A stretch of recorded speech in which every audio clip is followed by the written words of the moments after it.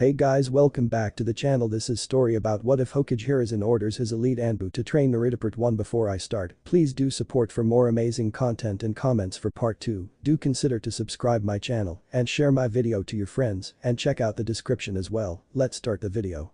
The Kyuubi's attack on Konoha had severely crippled the village, damaging its most precious resources, of which the most important was shinobi.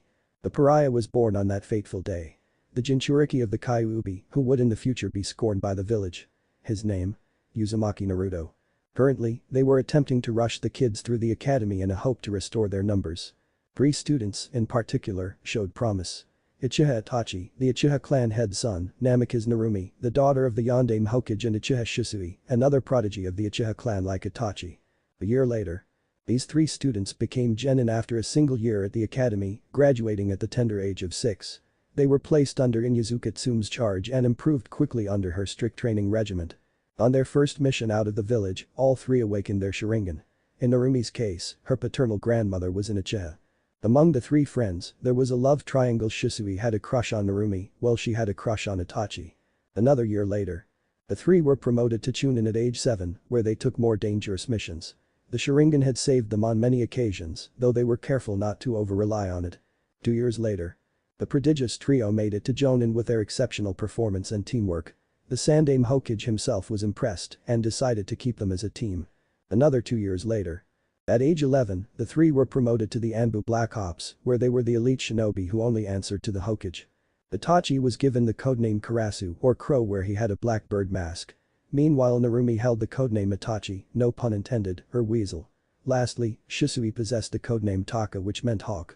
Itachi signed the crow summoning contract along with Narumi. It was after that day that Narumi was going on her usual patrol around the village when she noticed a blonde boy cornered in an alley by 10 villagers with weapons in their hands. The boy was Uzumaki Naruto, the Kyuubi Jinchuriki mentioned earlier. He had blonde hair and blue eyes, with whiskers marking his cheeks as the demon child that most of the villagers wanted dead. Narumi drew her tanto instinctively as she crouched on the roof. Then she noticed one of the villagers walking towards him and swinging his kitchen knife. "Don't hurt me," the 6-year-old Naruto screamed. Irideed leapt off the ledge towards the mob, intent on stopping the bellicose villager before it was too late. She wouldn't let her Itato get hurt. The blonde shut his eyes, waiting for the pain that would surely come. Narumi and the other villagers watched in alarm as 6 flaming golden chains seemingly sprouted from the child's back and knocked away the knife with its bladed tips. Then they wrapped around the villager who attacked Naruto and fried him alive with its fierce flames. "This is Kachan's Kongo Fusa, adamantine sealing chains," Narumi thought, trying to process what the hell was going on.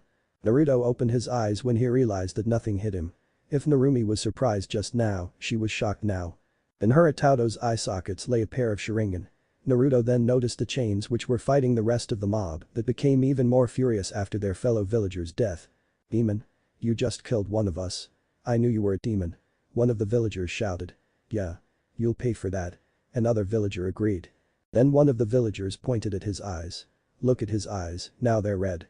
He's surely a demon," the villager yelled without recognizing the Dojutsu. He was after all, a civilian. Naruto could do nothing but cry at the verbal assaults. The chains then wrapped around all of them, easily crushing them into bits of charred flesh. Narumi just realized that he didn't need help at all. When the chains detected her presence, they seemed to recognize her as they retracted back where they came from. Naruto cried even louder when he noticed another person coming, for it seemed that the chains wouldn't protect him from the next enemy. Narumi got her heart torn when she saw her Itato crying like that. She squatted down and hugged him. "Naruto-kun, you're safe now. I need to take you to the Hokage for very important matters, is that alright?" Narumi asked gently. Naruto merely nodded when he found that the person was an Anbu. Hokage-sama said that those ninjas with masks could be trusted. Hokage's office. The Sandaime Hokage looked up from his stack of paperwork when he heard the arrival of an Anbu and Naruto. "Ah, Itachi-san. What happened this time?" Hiruzen asked. Narumi answered, "Hokage-sama, it appears that the villagers have gotten more aggressive. Instead of the usual verbal attacks, a group of 10 decided to exterminate him with weapons." "What?" the Sandaime roared. The nerve. However, that was not the only thing. Before I could help Naruto, a flaming version of the Kongo Fusa shot out from Naruto's back and incinerated the nearest villager who attacked him with a knife. Then after that Naruto awakened the Sharingan, Narumi continued. The Hokage's jaw dropped.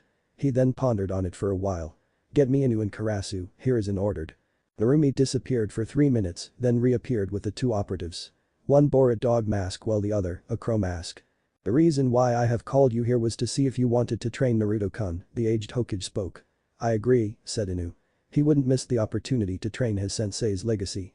So do I, Karasu replied. I take it you do as well, Itachi-san. Hiruzen asked Narumi, who nodded.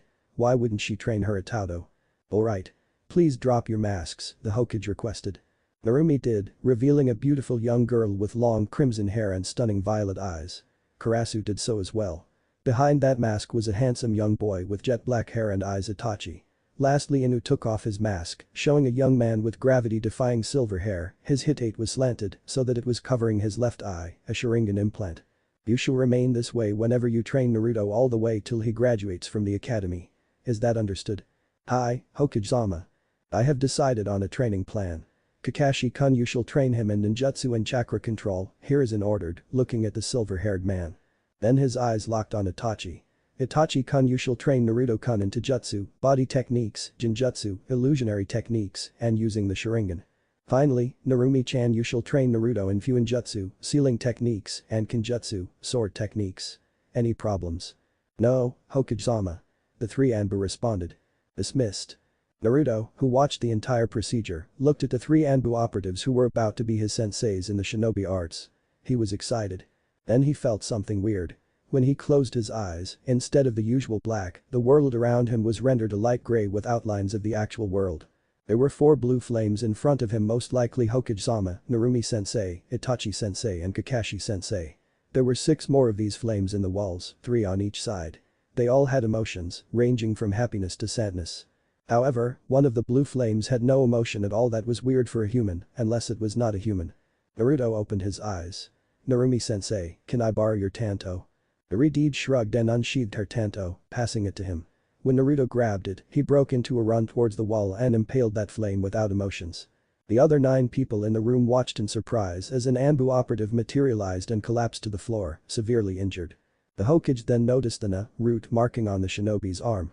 A root agent among us. Send him to Ibiki for interrogation. Said Marino. Ibiki was the head of Konoha's intelligence division, aka torture and interrogation forcer T&I, famous for his interrogations that would break even the most hardened criminals and veteran shinobi. Naruto-kun, how did you know that it was an enemy? Hiruzen asked. Naruto explained what he saw and felt. An Uzumaki sensor. The Hokage and the 3 senseis thought. The 3 Anbu then turned and brought Naruto out of the room. Sarutobi Hiruzen watched the receding back of the young Naruto. Without a doubt, he would grow up to be a powerful shinobi. Chapter 1 Deleted Scenes. Narumi drew her tanto instinctively as she crouched on the roof. Then she noticed one of the villagers walking towards him and swinging his kitchen knife. Don't hurt me. The 6-year-old Naruto screamed. Naruto leapt off the ledge towards the mob, intent on stopping the bellicose villager before it was too late. She wouldn't let her Itato get hurt. The blonde shut his eyes, waiting for the pain that would surely come. Narumi watched in alarm as the knife struck Naruto in the chest. Suddenly a poof of smoke appeared, and when it cleared there were 60 naked ladies with smoke covering their most important parts, surrounding the villager who had attacked. They laughed and blew kisses at him. It was too much for the villager, who shot out of the alley propelled by blood spurting from his nose. His 9 other companions followed soon after as the ladies charmed and seduced their way through the mob. Narumi, who was watching, sweat dropped at her Itato. That was a weird but effective way to use the hinge, one that would come to be dubbed as the Haremu no Jutsu, harem jutsu. Let's go to training ground 7, Kakashi winked. The other 2 picked on the hint and sprinted off along with him.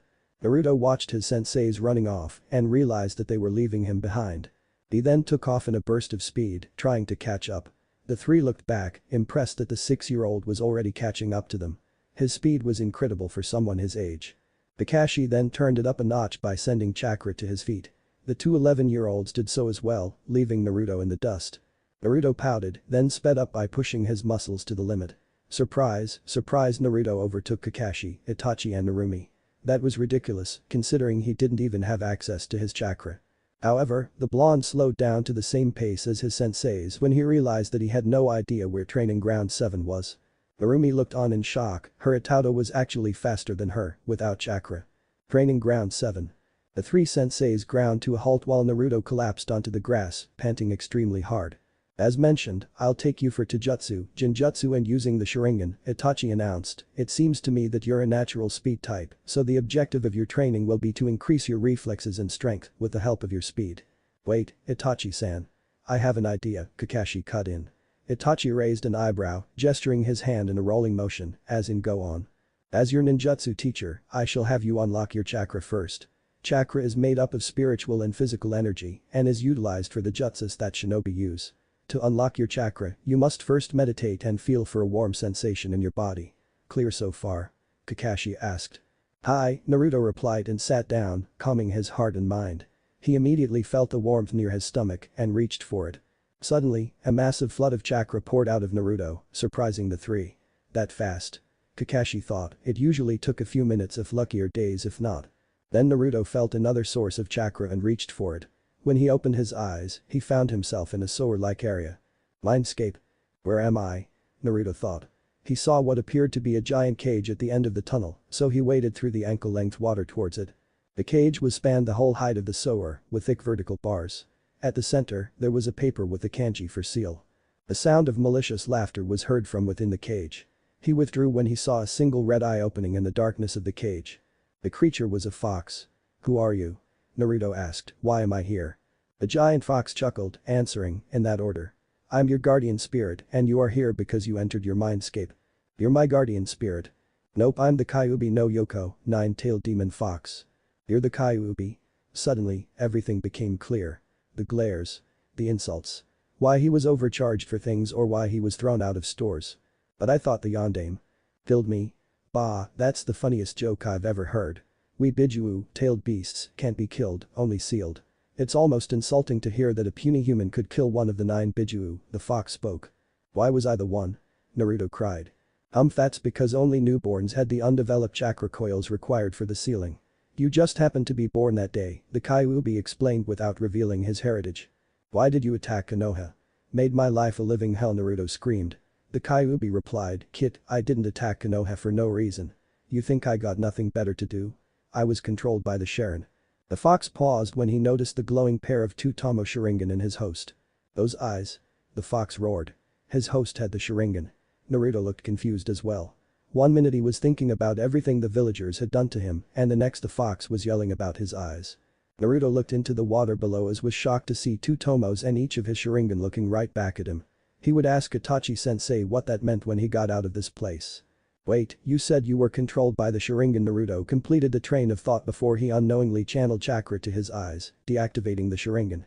The fox calmed down when he noticed that Naruto's eyes returned to the original cerulean blue. He explained to the boy of his previous encounters with those damnable eyes. So you were used, it's not your fault then. Those villagers, they wronged you and me. Naruto shouted. The fox grinned in approval, it seemed that the kid was getting it. That's right. But I noticed something about your chakra, it feels eerily similar to my previous hosts, the Kyuubi spoke. What is it? And you have previous hosts? Naruto asked. Yes, I had 2 hosts in the past. One was Uzumaki Mido, the wife of your Shadaime Hokage, Senju Hashirama. The second Jinchuriki was Uzumaki Kushina, my most recent host until 6 years ago. She was most likely your mother, the fox said, thinking that Naruto at least deserved to know who his mother was. Ha-chan. Naruto muttered, the words seemed almost foreign to him. This was what she looked like, the Kyuubi said, while conjuring an image of Kushina with his chakra. Wait, that red hair and violet eyes, it looked familiar, but he couldn't place it. Do you know who my father is? I do not, the Kyuubi lied. Well, at least I know my Ka-chan was a beautiful woman, Naruto said. Anyways, your chakra felt similar to Kushina, no surprise there, considering she's your mother. But I think I felt Kongo Fusa earlier in the day, the fox voiced out. Kongo Fusa? Oh, you mean those chains? Yeah, they were awesome. They were golden with flames that killed the villagers who tried attacking me. Naruto spoke. Chakra chains, huh? Well, seeing you didn't come here to monologue about tranquility or love like my previous hosts, how about a deal? The Kyuubi suggested. What are the terms? Naruto asked, happy to befriending someone, even if he wasn't human. In exchange for further sharpening your senses, increasing your sensory ability, healing factor, speed, strength, chakra levels, control and the occasional boost of power, I request that I be allowed a little freedom. Meaning that I get access to your senses, like seeing what you see, hear what you hear and smelling what you smell, etc. Also, I get to establish a mental link with you so that I can talk to you and stuff. Finally mind changing this place. The fox hammered out the details. "It's a deal." Naruto cried. He closed his eyes in concentration as the Sora warped into a luscious forest. There was a small mountain in the center, where a huge, spacious cave was the cage. The bars were turned into a curtain of water, a waterfall from the top of the mountain flowing down to feed a small lake. The fox sighed in contentment. "Finally. Now for this you get a bonus. It's called an Anajuni Henge, 72 transformations. It allows you to shape-shift between 72 forms excluding your original. Now this is similar to what humans call the solid henge, that requires cage-level reserves to use effectively in battle or otherwise, but the difference is that this requires no chakra at all. Just thinking the phrase and whatever you want to turn into will result in you morphing into it." Naruto was bouncing with excitement, his 6-year-old mind trying to comprehend everything that was happening. "Now bump my fist to seal the deal," the Kyuubi ordered, sticking out his fist through the water curtain. Naruto did as told, and power surged through him. The fox was grinning. Naruto was about to leave when he turned back. "What's your name?" The fox was stunned, as no one had ever bothered to ask before. He contemplated it for a while. Should the boy prove to be unworthy, he could always wipe that memory from the child's mind. "Call me Kurama, Kit, and don't you go telling the other meatbags my name." "Real world." "You got it. From now on, it should be very easy to access your chakra," Narumi said. Naruto opened his eyes and nodded. "Right. So I'll be teaching you 3 jutsus, the Henge no Jutsu, Transformation Jutsu, the Kawarimi no Jutsu, Substitution Jutsu, and the Bunshin no Jutsu, Clone Jutsu," Kakashi said, "but first you need to learn the basic 12 hand seals. Na, rat, Ushi, ox, Tora, tiger, Yu, rabbit, Tatsu, dragon, Mi, snake, Yuma, horse, Hitsuji, ram, Seru, monkey, Tori, bird, Inu, dog, I, boar." The henge, as the name suggests, allows you to apply an illusion over yourself to change your form. However, it will be disrupted if the enemy touches you, Kakashi explained. The hand seal is ram. Henge. In a burst of smoke, Kakashi transformed into a child, he then spoke as he dispelled the illusion. "There's a jutsu called the solid henge, reserved for those with cage-level chakra pools. With enough chakra, the transformation is not an illusion, it will be real and won't dispel with a single touch. However, this costs way too much chakra to be efficient." The next is the Kawarimi no Jutsu, handy for getting out of sticky situations. "It replaces yourself within any object nearby that you focus on," Kakashi said. "This can be used to get away from an enemy attack." The hand seals are tiger, boar, ox, dog, snake. With enough practice, you can do it without seals. Lastly, the Bunshin no Jutsu. This is also an illusion like the henge and creates clones. The clones dispel with a single hit as well. The hand seals are ram, snake, and tiger. However, with your high chakra levels, you probably can't get this jutsu right. So I would suggest the Page Bunshin no Jutsu, Shadow Clone Jutsu. Itachi finished because he himself was a master at the Kage Bunshin. Kakashi sweat dropped. "Right. This is the hand seal," Kakashi said, crossing the index and middle fingers of both hands. "Page Bunshin no Jutsu." Naruto shouted after replicating the seal, and with a burst of smoke, several hundred shadow clones filled the area. "Oh no, I think that's overkill," Narumi pointed out. Itachi and Kakashi were literally mind-blown at the sheer number of clones. That many clones would have killed any other person. Well, the Kage Bunshin no Jutsu has many advantages. It is a solid clone, for one, so it can fight for you. However, with a blow strong enough, it will dispel. 2. When it dispels, the memories of it will return to you. Say, if your clone sees a piece of paper with important information and you are far, far away, when it dispels, the information will come to you. Doesn't that mean that I can use it for training and muscle memory? Naruto asked. Narumi was impressed by his conclusion. Indeed, that was the main reason why Kakashi wanted to teach him the Kage Bunshin. That's right. Something that takes 2 hours alone will only take 1 hour with a single clone. With the number of clones you can produce, you could easily train a year's worth of experience within 3 days, Itachi said. Also, now that you can make so many clones, we can split them into groups for your training with us 3, so we don't need to take turns. Naruto's eyes were literally stars when he found out the endless possibilities of the shadow clone technique. "I'll be teaching you all variations of the Kage Bunshin like the Taijuu Kage Bunshin no Jutsu, Mass Shadow Clone Jutsu, and the Bunshin Daibakuha, Clone Great Explosion. Now split into 3 groups, we'll initiate training immediately," Itachi ordered. "While your clones train, you'll be studying." "But why?" Naruto whined. Narumi answered, "If you are all bronze and no brains, your training will be useless." Fine, Naruto gave in, picking up 2 books that Itachi and Narumi gave him. Amic. Chapter 2 Extras. Narumi answered, "If you are all bronze and no brains, your training will be useless." Fine, Naruto gave in, picking up 2 books that Itachi and Narumi gave him. Kakashi was about to contribute his own book when Narumi glared at him. Kakashi-senpai, I swear if you give him the icha that you love so much, I'll steal your whole collection. Then I'll burn them in front of your eyes, one by one, and you won't be able to do anything about it. Needless to say, Kakashi changed the hiding place of his collection when he returned home that day. Naruto flipped through the pages quickly, finding them easy to remember. By 10 minutes, he had finished both books. Narumi stopped her training with his clones and turned to look at the original. That is not reading, Naruto-kun. You're just skimming through the pages. She accused. No. I finished both of them. Naruto retorted. Narumi picked up one of the books, flipping to a random page and asked, fine. What's the sixth sentence on page 117? Naruto recited, the defeat of Uchiha Madara left him disgraced and he vowed never to return to Konoha ever again. Narumi eyed him with disbelief. Did you use your Sharingan for that? She asked. Wait, the Sharingan can do that? Naruto answered. Yes. But seeing your response, you didn't use it. I think you have a eidetic memory, Narumi said, impressed, that means I'm going to give you a pile of new books. Naruto sighed and accepted his fate. Naruto.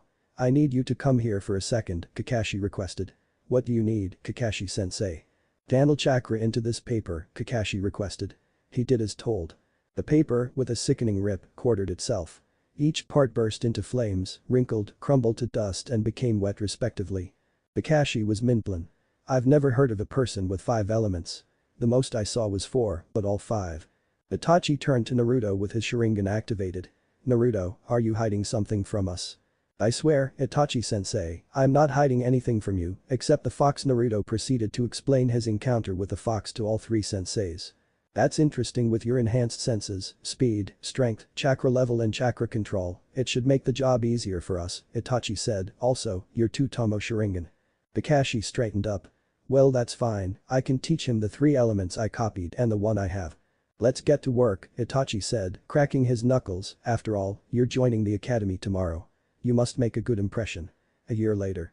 While on a mission, Uchiha Shisui unlocked the Mangekyo Sharingan, an advanced form of the Sharingan, in a fight against Aokiri.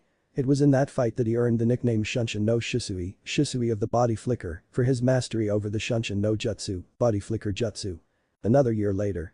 There had been some unrest within the Uchiha clan, and the elders had ordered Shisui to massacre the clan. He had contacted Itachi and Narumi about what to do. Naka River. The 2 13-year-olds met their friend and teammate at the cliff above the river after training Naruto. It was in the evening, the sun had already begun to set. Shisui. What happened to you? Narumi asked when she noticed Shisui's empty eye socket. Shisui explained, on the way here, I was attacked by Danzo and his lapdogs. He managed to get my right eye. I used the Shunshin to escape. That bastard, Narumi seethed. If she got her hands on him he would be in for a world of pain. Itachi, you need to stop the clan from finishing the coup. If they are successful there will be a civil war in Konoha. I'm sure the other villages would not hesitate to make use of that to invade us, then it'll turn to a full-blown shinobi world war, Shisui said. Kuzo. Itachi cursed when he realized what would happen. Narumi, I'm entrusting you with my remaining Mangekyo Sharingan. Shisui plucked his eyeball out of its socket and placed it into her hand. Then gathering up his courage, he spoke his last words. Narumi-chan, I love you. Kissing her on the lips, he then jumped into the river from the clifftop that they were on. Shisui. Narumi cried as she watched her teammate of 5 years commit suicide. She couldn't help but cry, as did Itachi. When they spotted crying, their eyes took on a new pattern. The Mangekyo Sharingan. Itachi swore. I will massacre the clan if that's what it takes to stop the coup and fulfill Shisui's last wish. Let me join you, Narumi said as she implanted Shisui's eye into one of her crows and dispelled it. No, Narumi-chan.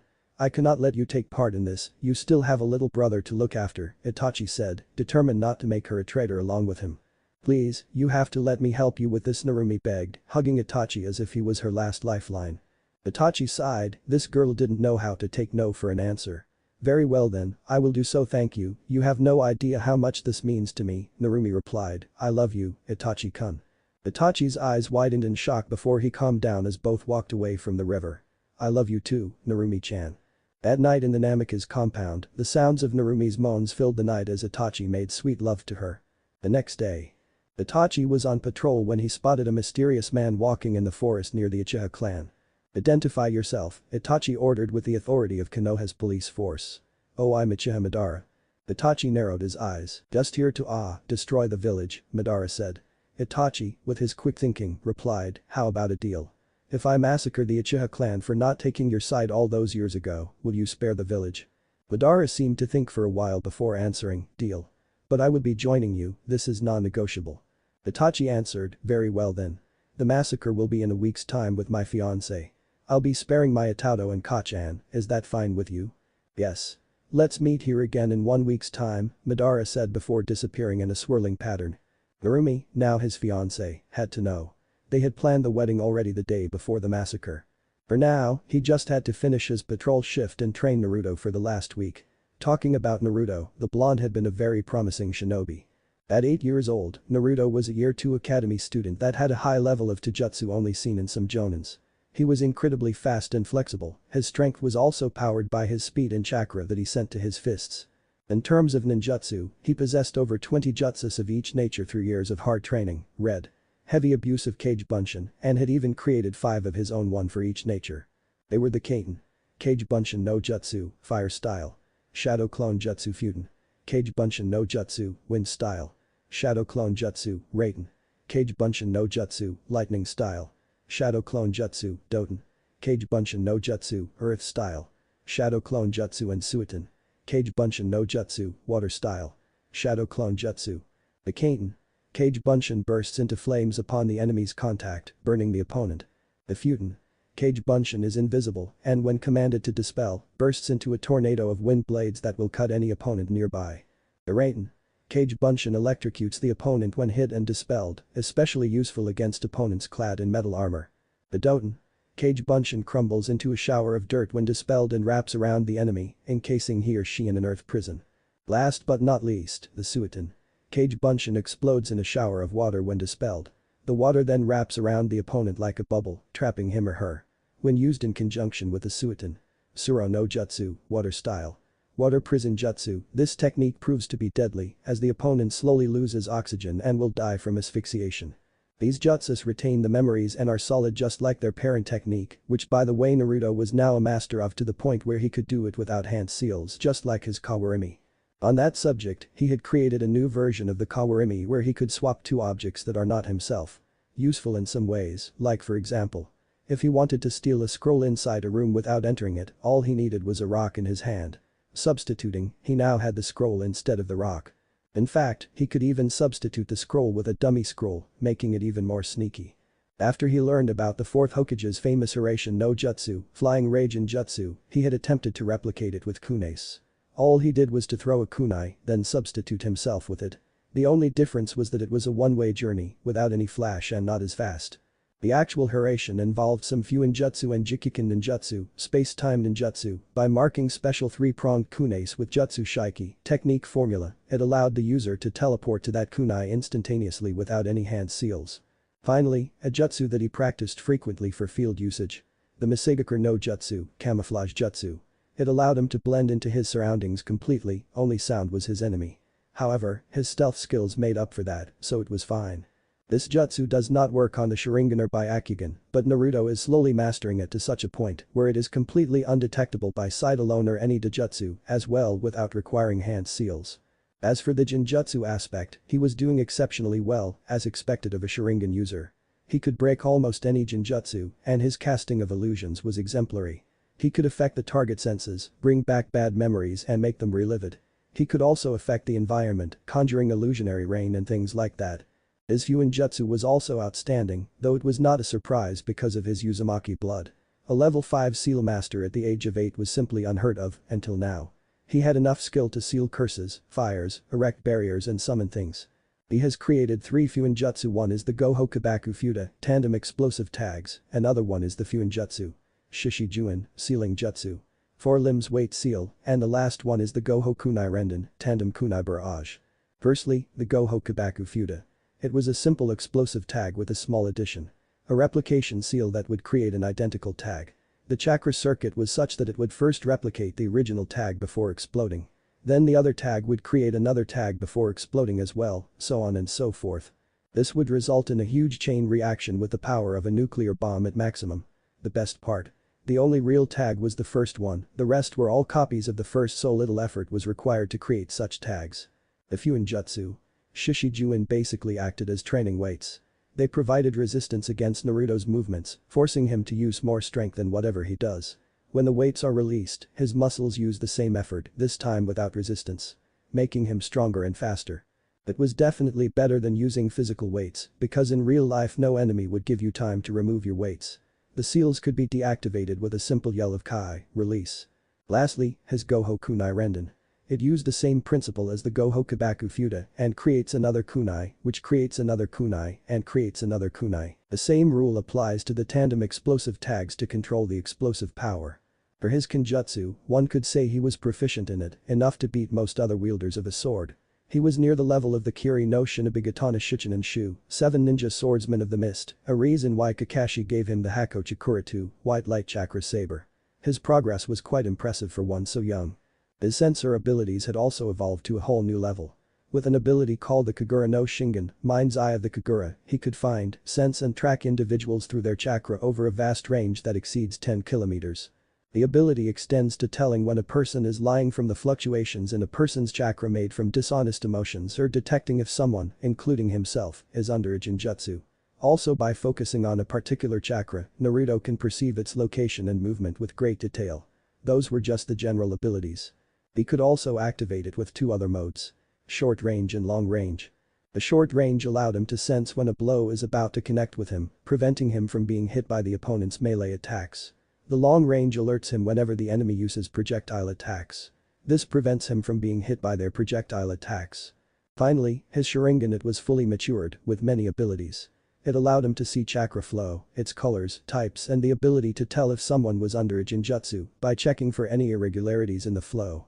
It also granted him an extreme clarity of perception, which allowed him to pick up on subtle details, enabling him to lip read or mimic pencil movements. The Sharingan could also see through vision impairing screens.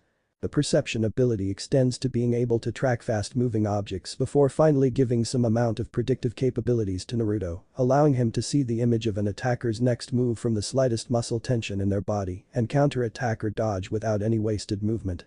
The third and most well-known ability was to copy most techniques, excluding Kekkei Genkai and Jutsus dependent on other factors like summons that the user has not signed. Naruto can memorize ninjutsu, genjutsu, and taijutsu with near-perfect accuracy, enabling him to use the techniques as his own or even modify them to create his own new techniques. This was what made learning from his senseis easier.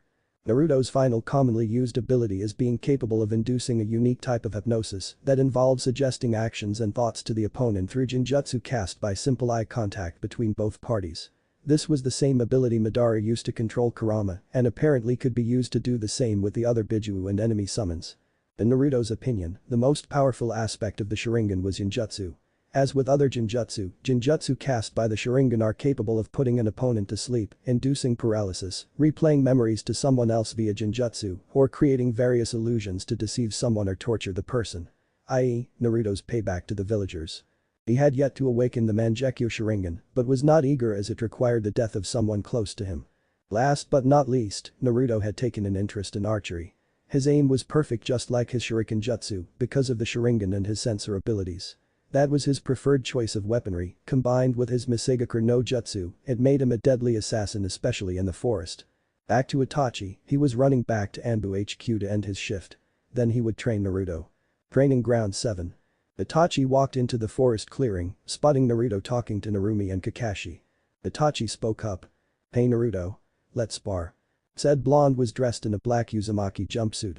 There was a sheath and the white light chakra saber in it strapped to his back diagonally and crossing it was a quiver of arrows. His belt held a kunai pouch at the back where he stored all his special kunai. Above that was a sheath for a dagger.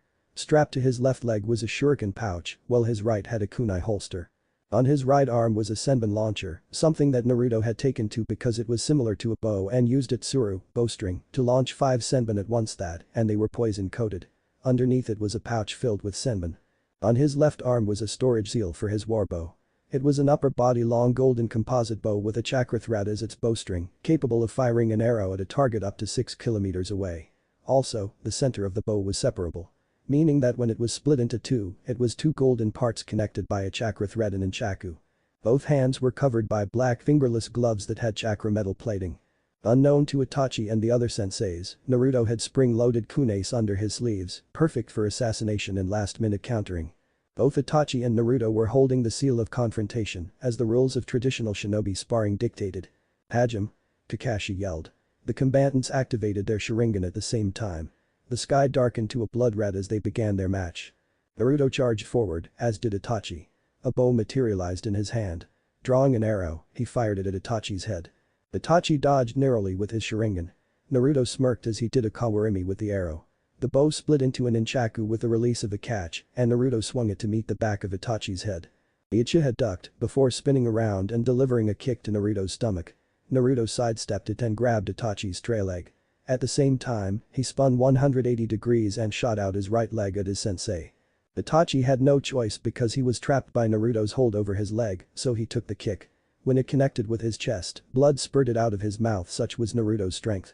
Naruto released Itachi's leg and ran towards him. Itachi delivered quick punches to his stomach, then backflipping, he yelled, "Kaiten! Kakakyu no Jutsu, fire style. Fireball Jutsu."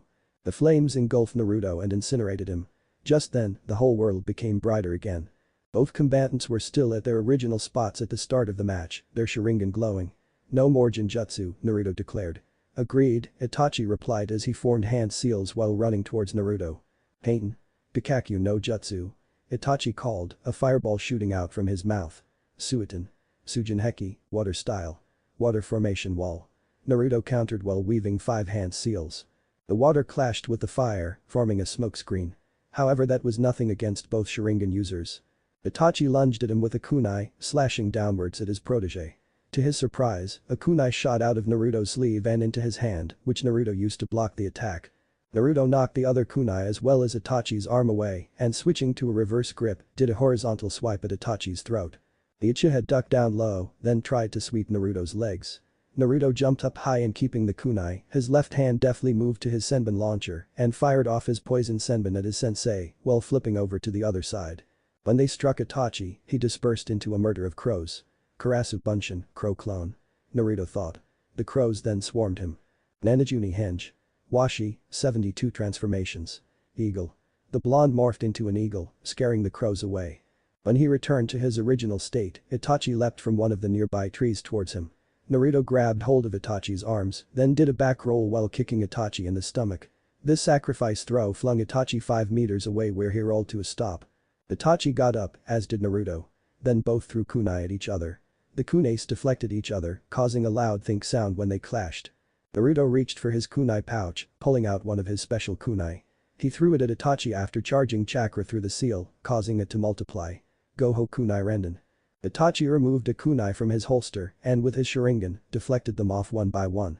Impressive, Naruto thought, there were at least 60 kunai he had to deflect. Suddenly he felt cold steel on his neck. "Yield," spoke Itachi. The one deflecting the kunais dispersed, revealing it to be a Kage Bunshin.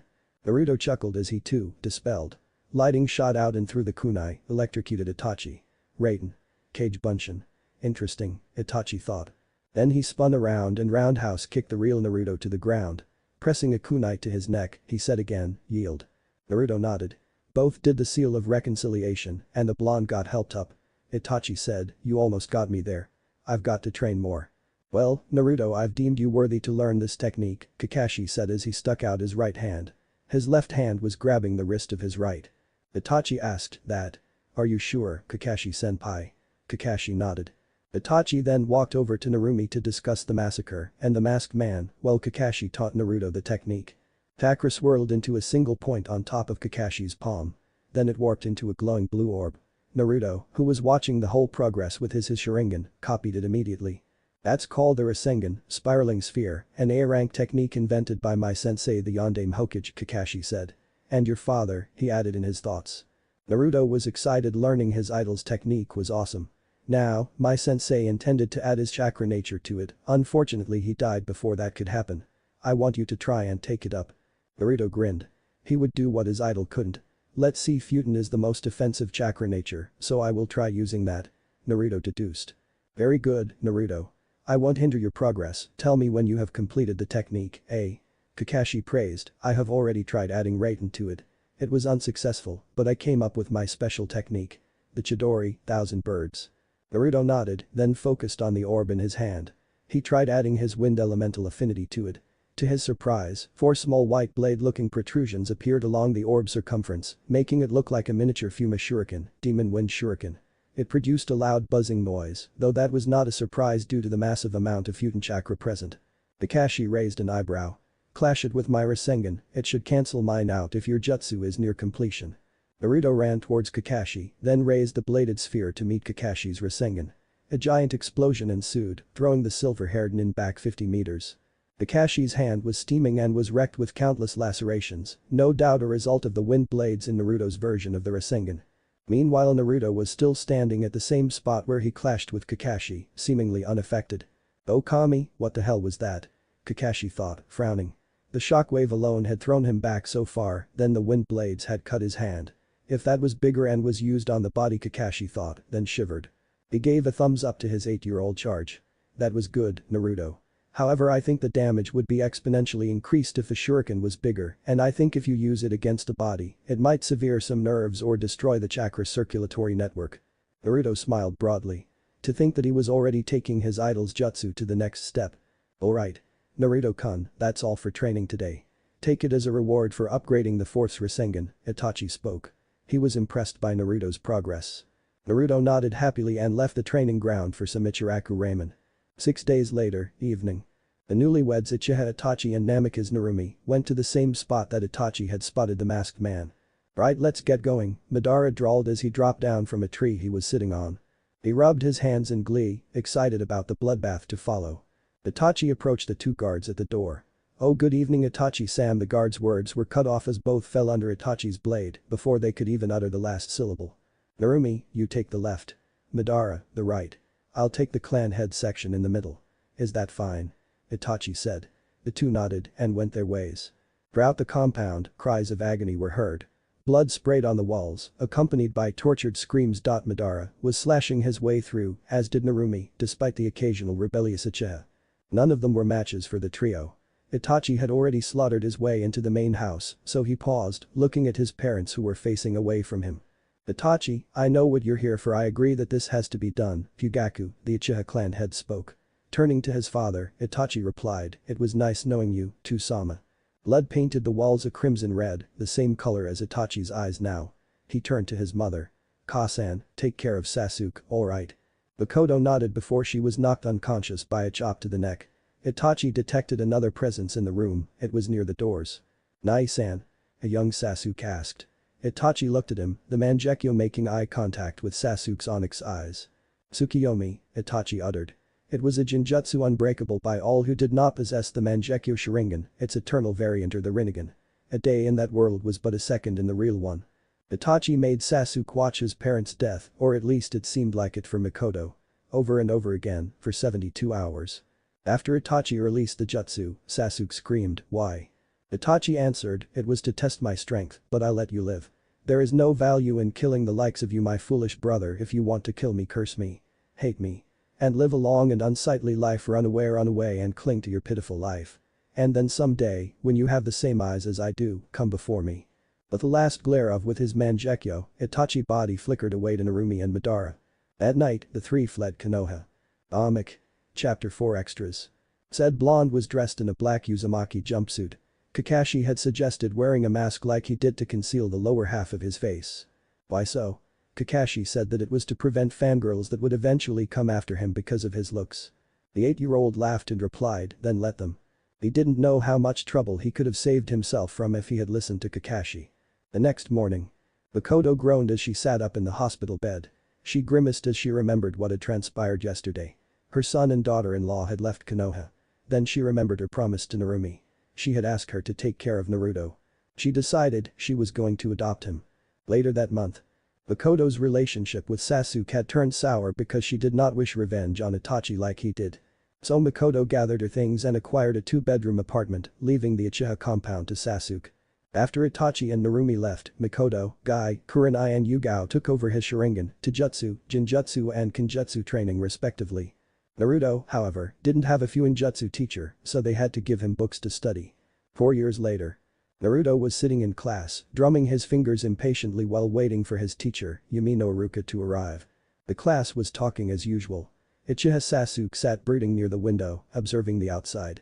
His two fangirls, Haruno Sakura and Yamanaka Ino, were fawning over him, arguing about who was the better wife for him.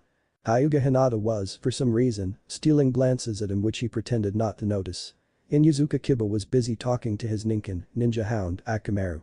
Aburame Shino was just sitting there as usual, seemingly thinking about something. Akamichi Choji was eating chips from a giant bag, while his friend Nara Shikamaru the lazy genius was sleeping. Naruto sighed. Some things never changed, this was his 6th and last year at the academy. The door opened to reveal a Chunin who had a long scar running across the bridge of his nose. This was their instructor, Haruka. Alright class, settle down. Today is your last day in the academy, something which I'm sure you're proud of. You'll finally become a genin, a shinobi of Konohagakure. Now as stated yesterday, you have an exam before you are assigned to a team tomorrow, Haruka stated. Now I want Aburame Shino to proceed to the examination room. Follow Mizuki-san and I. As the list went in alphabetical order, Naruto was last being in Uzumaki 40 minutes later, he was called. Examination room. Uzumaki Naruto. Perform the Academy 3, Mizuki requested with contempt in his eyes. Haruka held a clipboard, ready to take notes. The henge, the kawarimi and the bunshin. Henge. Naruto exclaimed, transforming into the Yondaime Hokage. When he reverted back though, Haruka and Mizuki looked like they had seen a ghost. Naruto had looked like a miniature version of the Yondaime Hokage. Kawarimi no Jutsu. Naruto said, swapping himself with a chair. Alright, last one Mizuki said with glee, for he knew that Naruto couldn't do the bunshin due to his chakra control. Despite the increased chakra control that Kurama had given him, so did his chakra levels, and it still wasn't enough to perform a healthy bunshin. Naruto improvised and said, due to my chakra control, I cannot perform the bunshin no jutsu. Therefore I suggest something better. Kage bunshin no jutsu. The clone burst into existence even without Naruto forming a seal. Haruka raised an eyebrow at the B-rank kinjutsu created by Nidaime Hokage being used by a genin, much less without a single hand seal. Mizuki gave a poorly hidden smile. I'm sorry Naruto. If you can't even do the bunshin no jutsu, I can't pass you. Naruto slumped visibly, but replied, that's fine, Mizuki-sensei. I can always try again next year. Then he left the room. Sitting on the swing in the academy's playground, he slowly rocked himself while thinking about the faces that Mizuki were exhibiting throughout the whole test. Something was off. 3 minutes later, Mizuki exited the room. He came up to the blonde and said, I'm sorry Naruto. I really am. But you've got to understand, with chakra control this poor, I can't promote you. Naruto sighed and nodded. But there's another way I'll pass you. What do you think? Naruto gave an interested look. I need you to steal the forbidden scroll of sealing for me. If you can do that, I'll promote you, Mizuki whispered. The blonde's eyes widened. So that's what the bastard was after he decided to play along. When and where can I meet you, sensei? 7 p.m., at the forest near the northern edge of the village, Mizuki answered while smirking inwardly at his planned success. Alright. See you then. Naruto called as he took off. Mizuki sneered as watched the boy take off. Just give this to Orochimaru-sama and I can leave the village. Mizuki thought, I'll be a jonin there in Odo, then I can get everything I want. Hokage's office. Naruto knocked on the door. Come in, Hiruzen said. The blonde entered the room, much to the Hokage's delight, so that he could take a break from the paperwork. What did you need, Naruto-kun? Hokage-sama, I've come to report what I think is a traitor to the village, Naruto said seriously. The Hokage sat up straight, paying close to the next words from the blonde. I failed my genin exam today, due to not being able to do the bunshin no jutsu. I suggested doing the Kage bunshin, which I showed, however Mizuki said he couldn't pass me if I couldn't even do a simple bunshin. Later he said alone to me that he would pass me if I stole the forbidden scroll of sealing and meet him at the northern forests this evening at 7. I suspect that he's running away, or else there'll be no reason to meet him so far away from the village. Most likely, running to a village in the north, Naruto reported. This is troubling news, Hiruzen said, I've got a plan. Take the scroll of sealing and meet him there. If he tries anything my Anbu will be there to subdue him. Thank you Hokage-sama, though I think I can take him on alone. The backup is appreciated, Naruto said. Then he left the office, preparing his gear for tonight. At 6:30, he picked up a scroll from the Hokage and moved to the forests along with 3 Anbu agents. He still had 10 minutes to spare when he got there, so he opened the scroll and read it. Inside it was a list of many kinjutsu, the first of which was the Kage bunshin no jutsu. With his Sharingan activated, he had quickly read through everything and memorized the scroll's contents. Then he sealed the scroll as he detected a presence 500 meters away. Kagura no Shingen. Naruto called, his sensor ability stretching out in a radius of 1 kilometer. That chakra is Mizuki's, Naruto thought, preparing to meet the traitorous Chunin. Naruto. Give me the scroll. Mizuki ordered, sticking out his hand. On his back were 2 Fuma shuriken. "So, do I really pass?" Naruto asked innocently in a cheerful way. "Yes, now give me the scroll." Mizuki replied, slightly ticked off about the delay. "Where's my headband then?" "Are you lying to me, Mizuki-sensei?"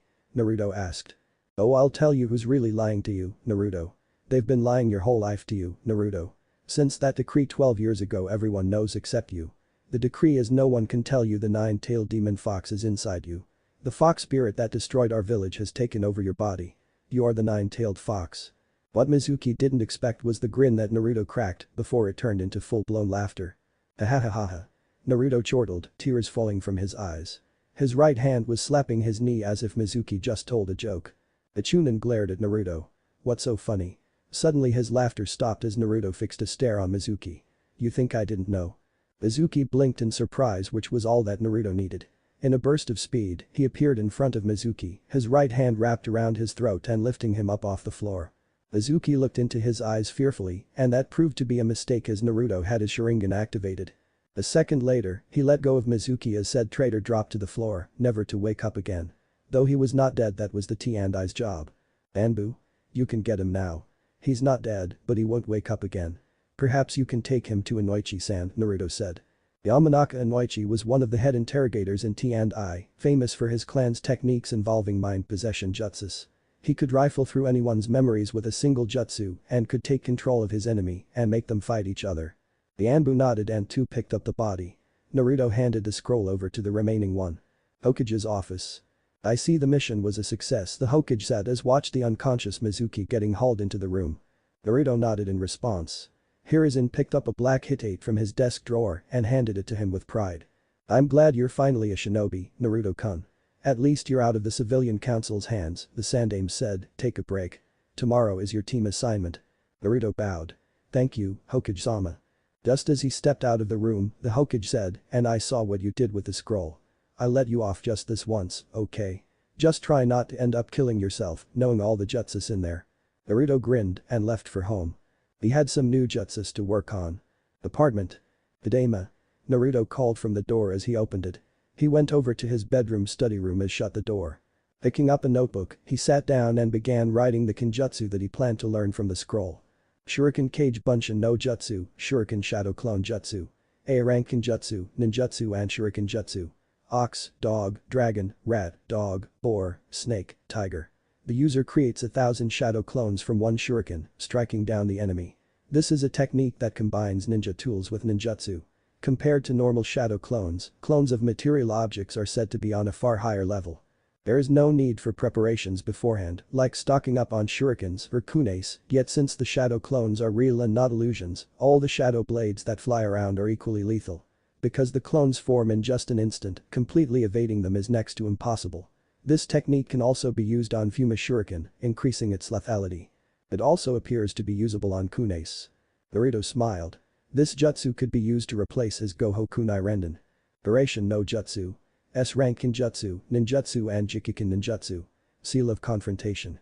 To activate this technique, the user places a special seal or jutsu shiki to mark an intended destination. After this is done, they can at will enter a dimensional void that instantaneously transports them to the location of the seal.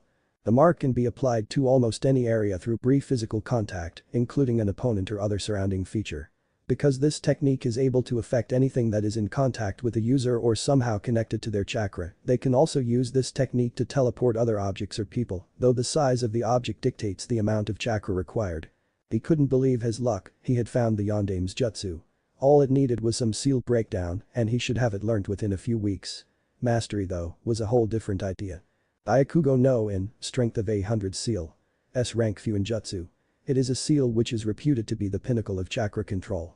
By storing a vast amounts of chakra over an extended period of time into a specific point on their body, usually the forehead, the user creates this seal, which manifests in the form of a rhombus-like marking. Once the seal is formed, the user's already impressive chakra control allows them to perform techniques without any wasted energy. When released, the seal will either spread across the user's face or wrap around their entire body. The stored chakra is then released into their body, greatly amplifying their medical techniques and giving them access to both creation rebirth and the ninja art creation rebirth strength of 100 technique. The user of this technique can also transfer the chakra from their seal into another individual, with a strength of 100 pattern spreading around the body of the recipient.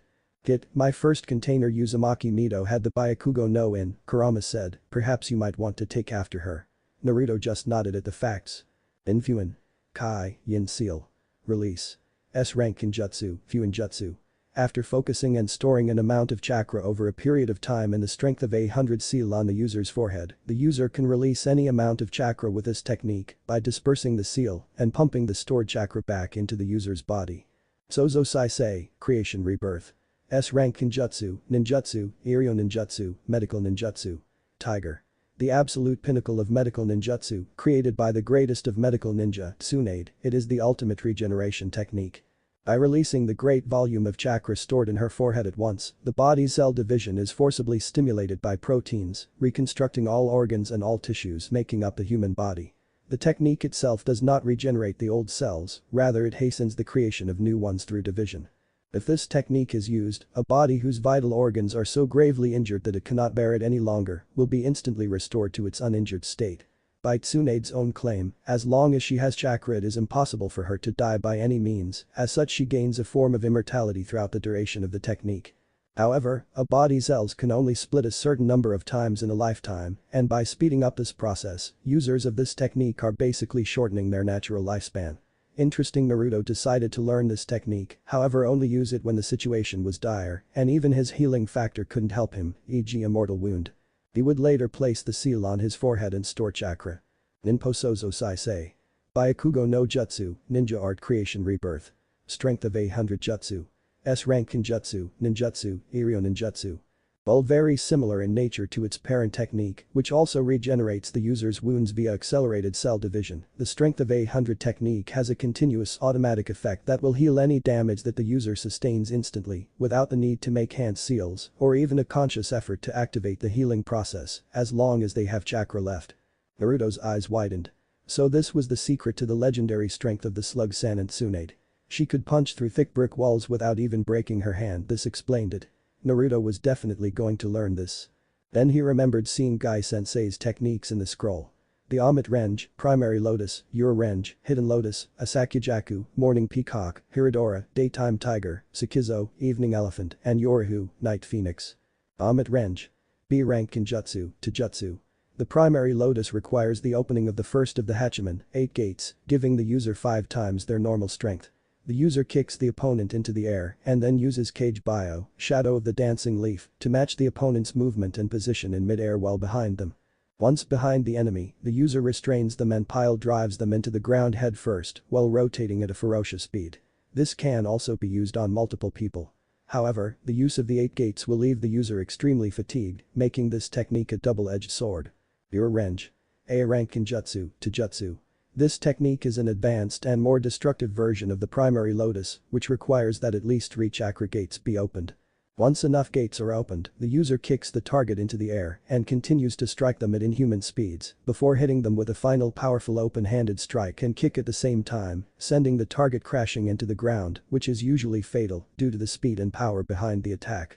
Because so many chakra gates are opened at once, this technique can only be used once, since the user will likely be unable to stand afterwards.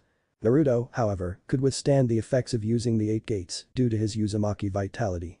Asakujaku. A-rank Kinjutsu, Taijutsu.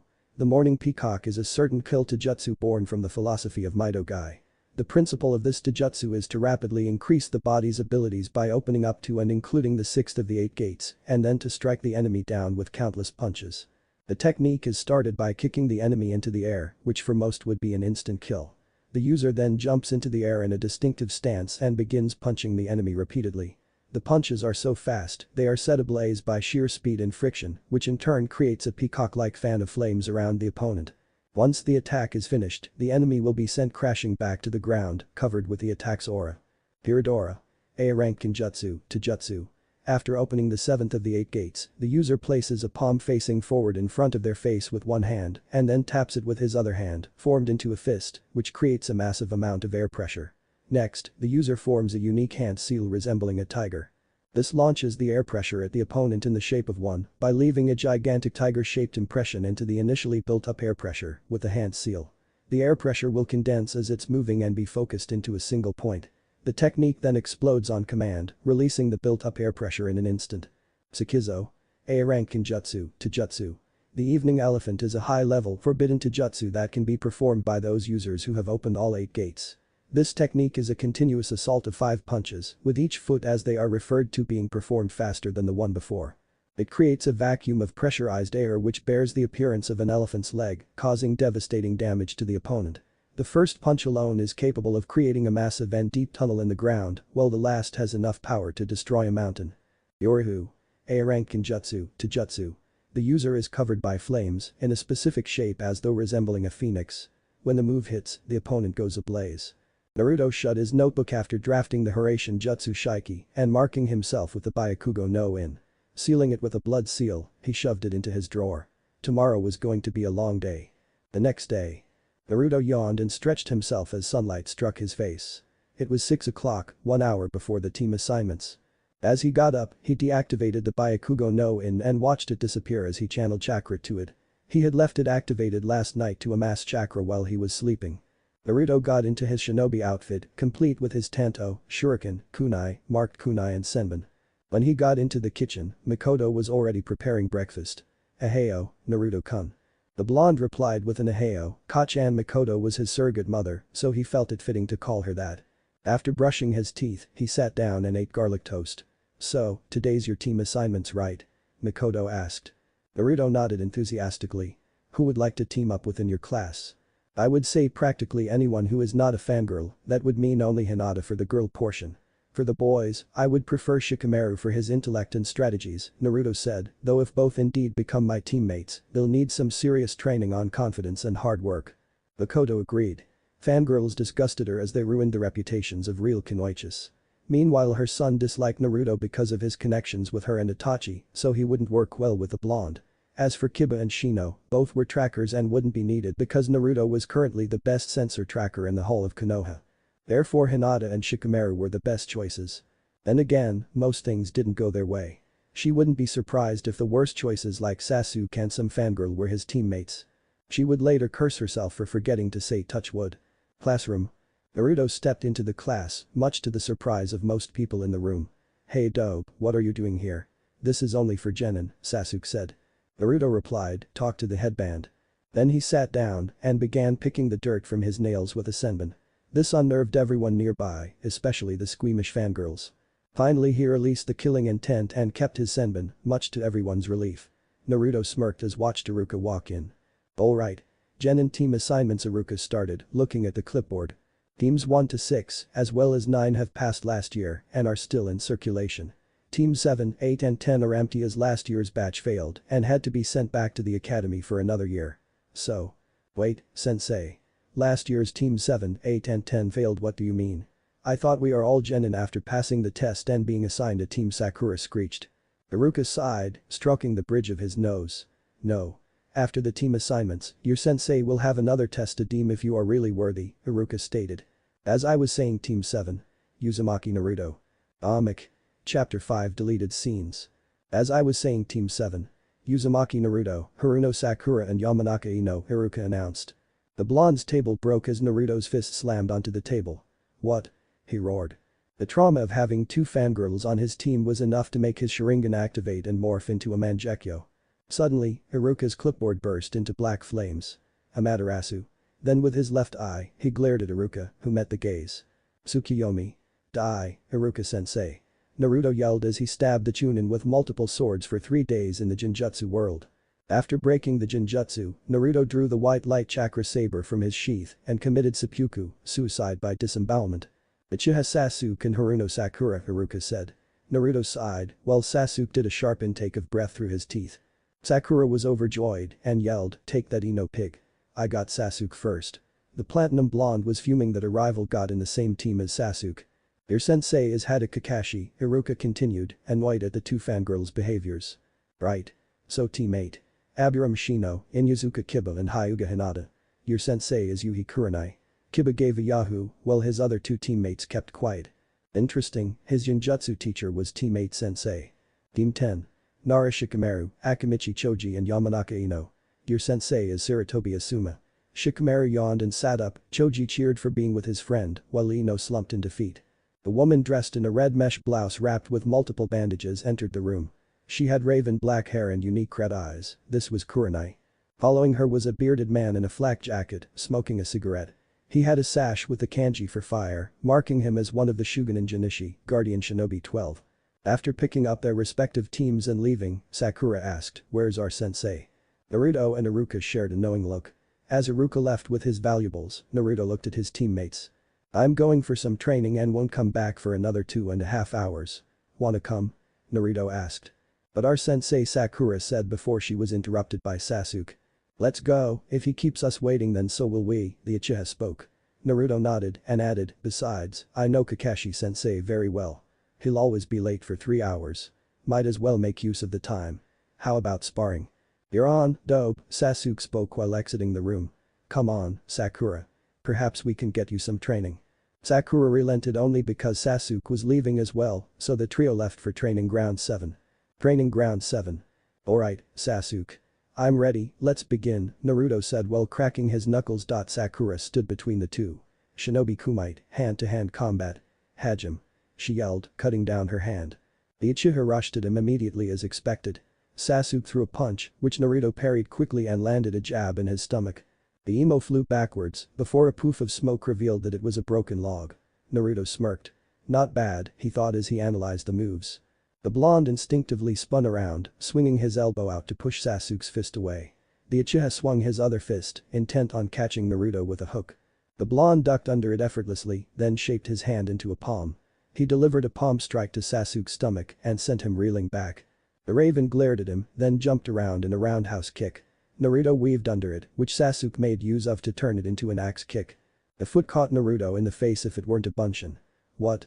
Where are you? Show yourself." Sasuke yelled out into the open. Naruto smirked but made no effort to show himself. This was his Misegakure no Jutsu.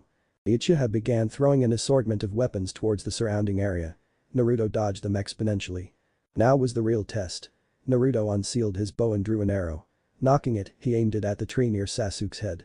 His hand released the flight of the arrow, causing it to shoot towards the tree. As it whizzed by, Sasuke heard the sound and turned towards it. Once it impaled itself within the bark, the arrow turned visible. Sasuke's eyes scanned the arrow, determining its origin. There. Kaiten. Kakakyu no Jutsu. 6 seconds later and a fireball shot out of his mouth, heading straight for Naruto. The blonde dropped his camouflaging and formed 2 hand seals. Dragon and Ram. Oten. Doryuheki, Earth style. Earth wall. Naruto uttered as he slammed his hands onto the ground. A wall of stone rose from the floor, shielding Naruto from the fire. Efficiently, Naruto sealed away his bow and lifted a kunai from his holster. Just in time, it seemed, to block Sasuke's. The raven did a brutal chop to Naruto's wrist, sending his kunai into the air. Sasuke quickly followed that up with a downward slash of his kunai, but Naruto rolled to the side and stood up behind him. Jumping into the air, Naruto did a front flip with his leg extended, kicking the kunai into the floor with an axe kick. In its path, it scraped Sasuke's cheek before planting itself into the ground. "DSK," the raven growled as he sent a fist at Naruto's stomach, throwing the blonde back. Naruto rolled to a stop in a crouching position before flashing through 7 hand seals. Kaiten. Hasenketsu Mabeni, Fire Style. Phoenix Flower Shuriken Jutsu.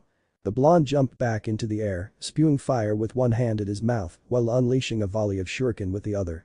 The shuriken caught fire and took towards their target. Sasuke immediately got ready to parry them away with his kunai. When he did so, his kunai had several indents where there was metallic liquid. The fire from the shurikens melted parts of kunai. Naruto landed on his feet perfectly, then he took off towards the Uchiha. Sasuke turned to him and discarded the kunai, meeting Naruto's face with his foot. However, Naruto dispelled in a plume of smoke, electricity coursing through the Uchiha's body and shocking him. Though Naruto made sure to tone it down, he didn't want to accidentally kill his sensei's brother. Sasuke stumbled after the electric shock and collapsed to the ground. Naruto put a kunai to his neck. Yield. Sasuke grudgingly acknowledged defeat, to which Naruto formed the seal of reconciliation with him and helped the Uchiha up.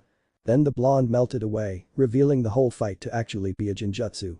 Naruto loved messing with his opponents. "Sasuke, you're fast, but not strong enough. You should try working on your strength," Naruto commented. "Come here for a second." The Uchiha looked up. "Yes." I'm giving you training weights that you can deactivate at any time during battle with the phrase Kai. They should be useful to you, Naruto said as he pulled out his brush and a bottle of chakra ink. Drawing the seals on Sasuke, he activated them. Juinjutsu. Shishi Jun. Arg. Sasuke cried as he dropped to his knees, the extra gravity getting to him.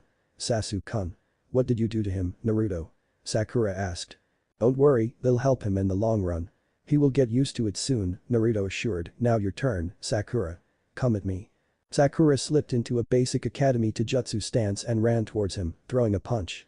Naruto blocked it with a cross guard, however it surprisingly launched him back 10 meters. Shit, her blows are strong. Can't let her land too many blows, Naruto thought as he stepped to the back to avoid what would have been a vicious right hook. Luckily due to the momentum caused by missing her strikes, she is slow, Naruto analyzed as he dodged yet another blow. Weaving under it, he then delivered an uppercut to her chin and sent her sprawling onto the floor. Sakura, you are very strong and possess natural strength. However, it seems you are too slow because when you miss, your momentum slows down your next strike and leaves you open, Naruto deduced. You need to change your stance to a more efficient one. Then he asked her to show her stance, after which he corrected several openings. After that he lectured her about feints and not throwing everything in one shot. For the next 2 hours, Naruto drilled important survival lessons into both their heads and trained them into the ground. Ma Dananahan, Team 7, my first impression of you is impressed, came a voice from the trees. Kakashi-sensei, took you long enough, Naruto replied without even looking. Well, don't even bother. Just get to the point, Naruto stated. The other two genin turned to look at their sensei. Sakura was too tired to even yell, you're late, sensei. Sasuke just glared at his tardiness. Now let's all introduce ourselves. My name's Hada Kakashi. I like some things, dislike other things, as for my hobbies you are too young to know. My dreams are not important. Your turn, Naruto. Right. I'm Uzumaki Naruto. I like my precious people, ramen, training and my senseis. I dislike traitors, people who take things for granted and people who judge others who something they have no control over. My hobbies are training, learning jutsu and bonding with my precious people. My dream is to be acknowledged by everyone and become the Hokage. DSK. Uchiha Sasuke. I like nothing, dislike everything especially my brother.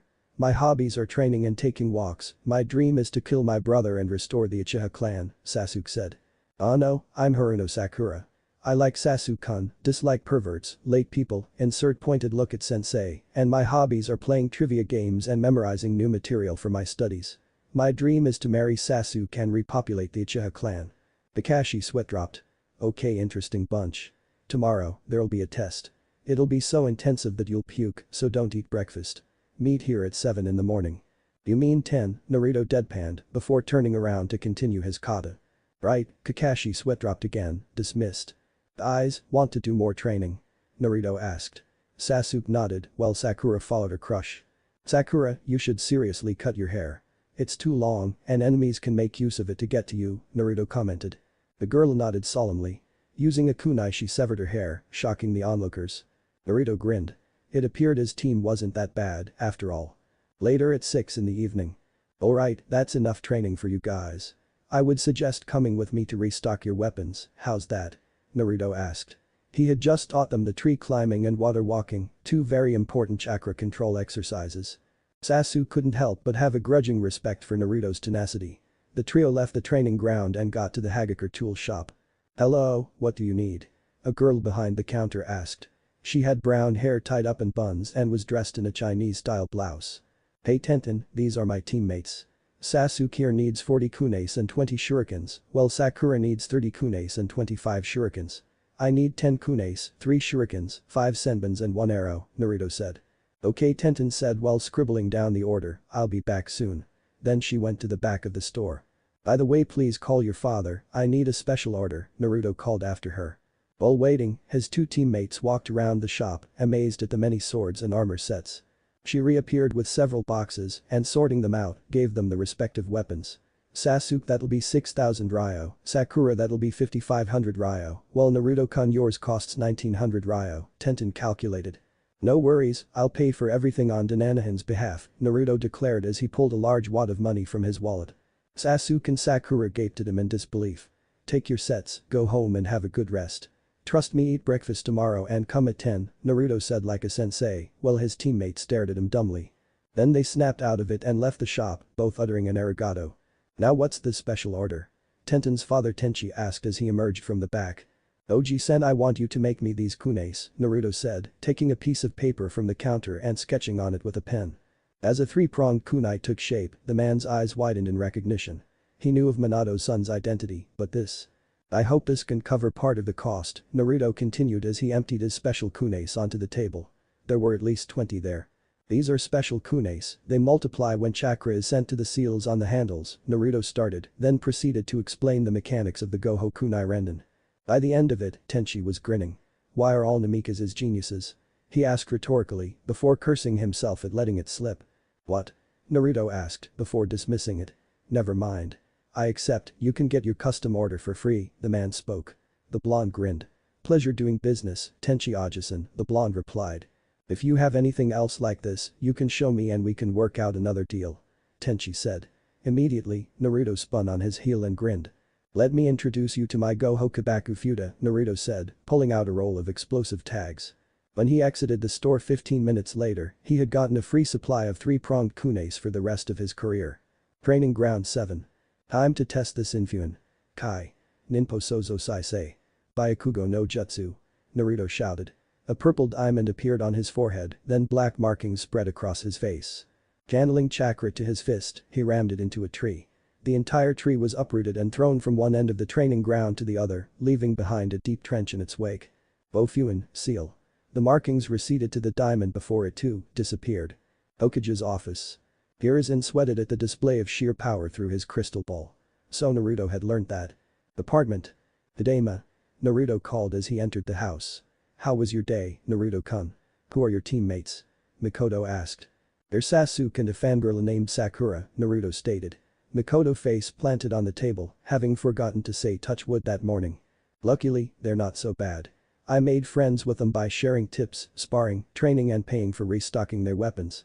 I taught them tree climbing, water walking and some survival lessons, Naruto continued. My sensei was Kakashi-sensei, so I figured he'd be late and trained with my teammates first. Tomorrow we're taking a test to determine if we should be sent back to the academy. Oh, that Mikoto laughed, recalling her genin days. It's quite entertaining to watch the genins' faces fall when they realize they could get sent back. Kurama sweat dropped in his cage.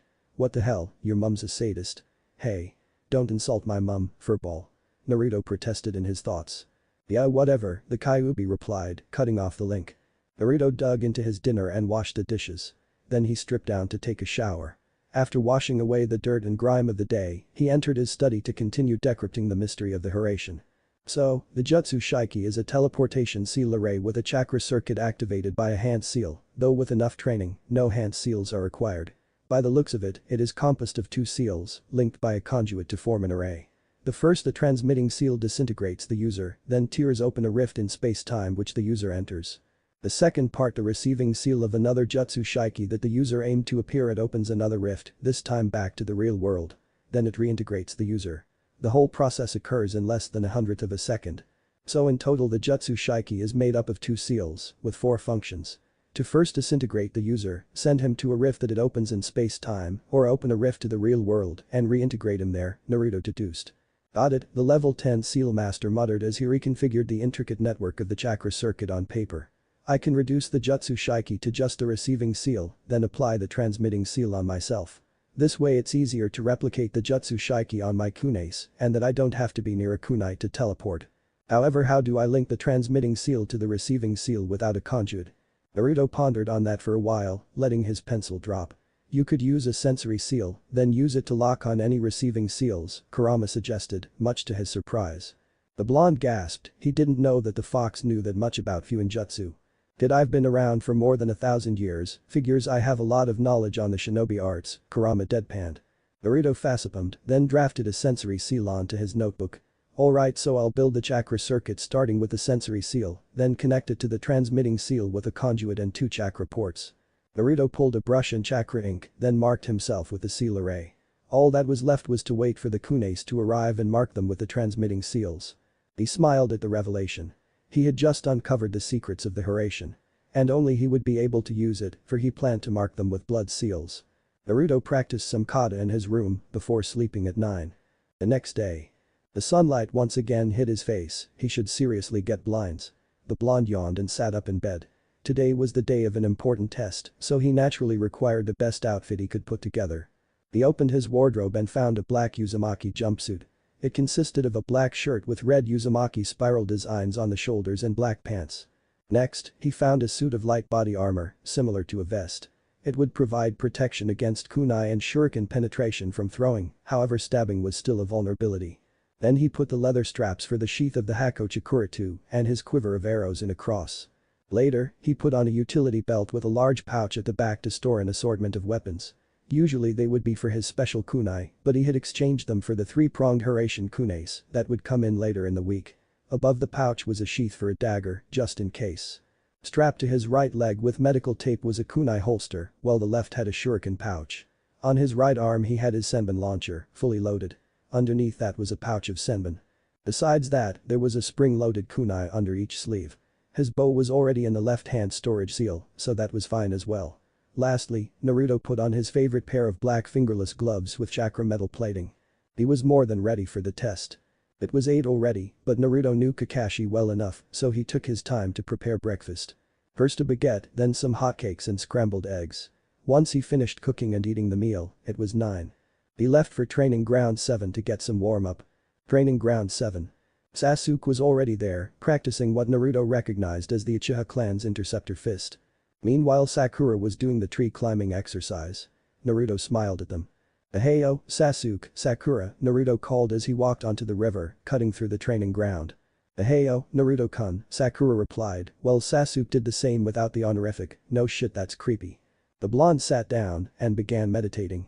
The water around him rippled as energy rolled off him in waves. He could feel the trees, the wind, the water, the very earth. Without warning, Kurama yelled, "Kid, stop that. You'll turn to stone." Naruto was snapped out of it. "Wait, what? You were unknowingly absorbing senjutsu, sage techniques, chakra, and because you didn't know how to control it, too much and it will turn you to stone," the Biju explained. Sage chakra is composed of 3 energies. The body and spiritual energies for the usual chakra and natural energy from the environment. If you learn how to match the natural energy with the other 2, you will be able to enter an empowered state called sage mode, and you will be called a sage. Usually sages are taught by summons, notably the toads and the snakes. Naruto nodded. "But won't I be able to match it with my Sharingan?" Kurama laughed. "That's a great idea, but now's not the time to try it. Go run through your kata or something." The blonde sat up and dashed towards the nearest target. Jumping and spinning at the same time, he delivered a tornado kick to the target's head, cleanly detaching it from the rest of the body. He backflipped while clutching his right hand with his left. An orb appeared followed by blades. Then it expanded, giving the appearance of a giant Fuma Shuriken. That's right, he had perfected the Futen Rasengan that he created 4 years ago. It was now the Futen Rasen Shuriken. Naruto shouted, gaining the full attention of his teammates. He hurled the giant mass of chakra at the target's body. Needless to say, the target and the part of the training ground in a 50-meter radius around it was obliterated by wind blades. A shockwave later hit all of Team 7's genins. Such a powerful technique. Sasuke thought, as did Sakura. Meanwhile Kakashi, who was in the trees, watched in alarm. He learned how to throw that. Naruto stood up, relatively unharmed compared to his surroundings. "Kakashi-sensei, can we begin the test?" The copy nin entered the clearing. "Okay then. This is called the bell test. You have 2 hours to get these 2 bells from me. If you don't have a bell, you will be disqualified and sent back to the academy. Additionally, he or she will be tied up to these posts and watch as the other 2 take their lunches. Any questions?" Kakashi explained as he pointed out the posts. "So that's why he didn't want us to take breakfast," Sasuke and Sakura thought. "Well, luckily I followed Naruto's advice and ate." The silver-haired nin took out 2 bells and hung them from the waistband of his pants. "If not Hajime," Kakashi yelled. The 3 scattered immediately into the forest. "Listen guys, the point of this test is teamwork. He wants to use the bells to split us up. So what we need is a plan that we all can work together on," Naruto whispered. The other 2 nodded. Naruto's advice hasn't failed them before. "I'll go out there as a distraction and fight him. I can roughly match his power, but I still need you 2 to set up a trap while he's busy fighting me. I'll lure him towards it, then we can nab the bells." "Understood." Sasuke and Sakura flashed an OK sign before disappearing. The blonde jumped out into the open clearing where Kakashi was reading an orange book. The Jonin immediately kept his book upon seeing Naruto, fully aware that he could take him out in a fight. "Say, Sahajimeu," Kakashi called, pulling up his hit 8. A fully matured Sharingan was revealed to the world, glowing a crimson red. Naruto smirked. Pulling out your trump card at the beginning, Kakashi-sensei. I'm flattered. The blonde dashed forward, delivering a roundhouse kick. Kakashi dodged it narrowly and wouldn't have if not for his Sharingan. Naruto blurred away, appearing 10 meters away. Shuriken Kage Bunshin no Jutsu. He called, throwing a shuriken from his pouch. It multiplied into 1,000, the entire volley taking off towards Kakashi. The copy nin responded with the same move, using his Sharingan to copy it. Each of Naruto's shuriken deflected off each of Kakashi's shuriken. Copying A. Let's see you copy this, Kakashi-sensei. Naruto yelled, weaving the hand seals rat, rabbit and tiger. Water materialized from the air and gathered to form a water dragon. Suiton. Suryudan no Jutsu, water style. Water dragon jutsu. Naruto shouted, the water rushing towards Kakashi. Shimada. The Jonin cursed, he couldn't copy that. The technique usually takes 44 hand seals for every user. Only those with exceptional mastery over the water element like the Nidaime Hokage, Senju Tobirama and Naruto could cut it down to 3 hand seals, or 1 in Tobirama's case. Kakashi didn't have that kind of mastery, for his affinity was lightning. That was a limitation of the Sharingan. You can't copy something you can't do. Oten. Doryuheki. Kakashi called out the B-rank technique, creating an earth wall. Due to the elemental advantage earth had over water, it clashed with the air-rank Suiton jutsu, and both cancelled each other out. However, Raiten. Jibashi, lightning style. Electromagnetic murder. Naruto uttered, channeling Raiten chakra through the water towards Kakashi. The Jonin jumped up instinctively, however Sakura suddenly appeared with her fist, ramming it into Kakashi's face and sent him flying to the ground. What? He cried as Sasuke punched him in the back, stopping his momentum. Doten. Shinju's Anshu no Jutsu, earth style. Headhunter jutsu. Naruto added, pulling Kakashi into the ground with only his head on the surface. Suddenly Kakashi dispelled, revealing it to be a shadow clone. TSK, Naruto clicked his tongue in frustration. The blonde swerved around, just in time to witness Kakashi swinging down his kunai. A kunai shot out of Naruto's sleeve and blocked it, surprising Kakashi. Naruto took the chance and mule kicked him up into the sky. Kamen, gate of opening, Kai. Naruto yelled, making the Jonin's eyes widen. The first of the 8 gates opened, increasing his strength by 400%. Naruto jumped up and mirrored Kakashi's body position and posture well behind him. Page bio. Naruto shouted, then wrapped his arms around Kakashi's waist, restraining him. It started Naruto. He grabbed tight and nosedived while spinning like a tornado upside down, bringing Kakashi with him. Wrench. Naruto yelled, detaching himself just as they reached the ground. Backflipping, he landed safely while Kakashi crashed into the ground. The weakened Jonin crawled out from the crater to hear the jingling of 2 bells.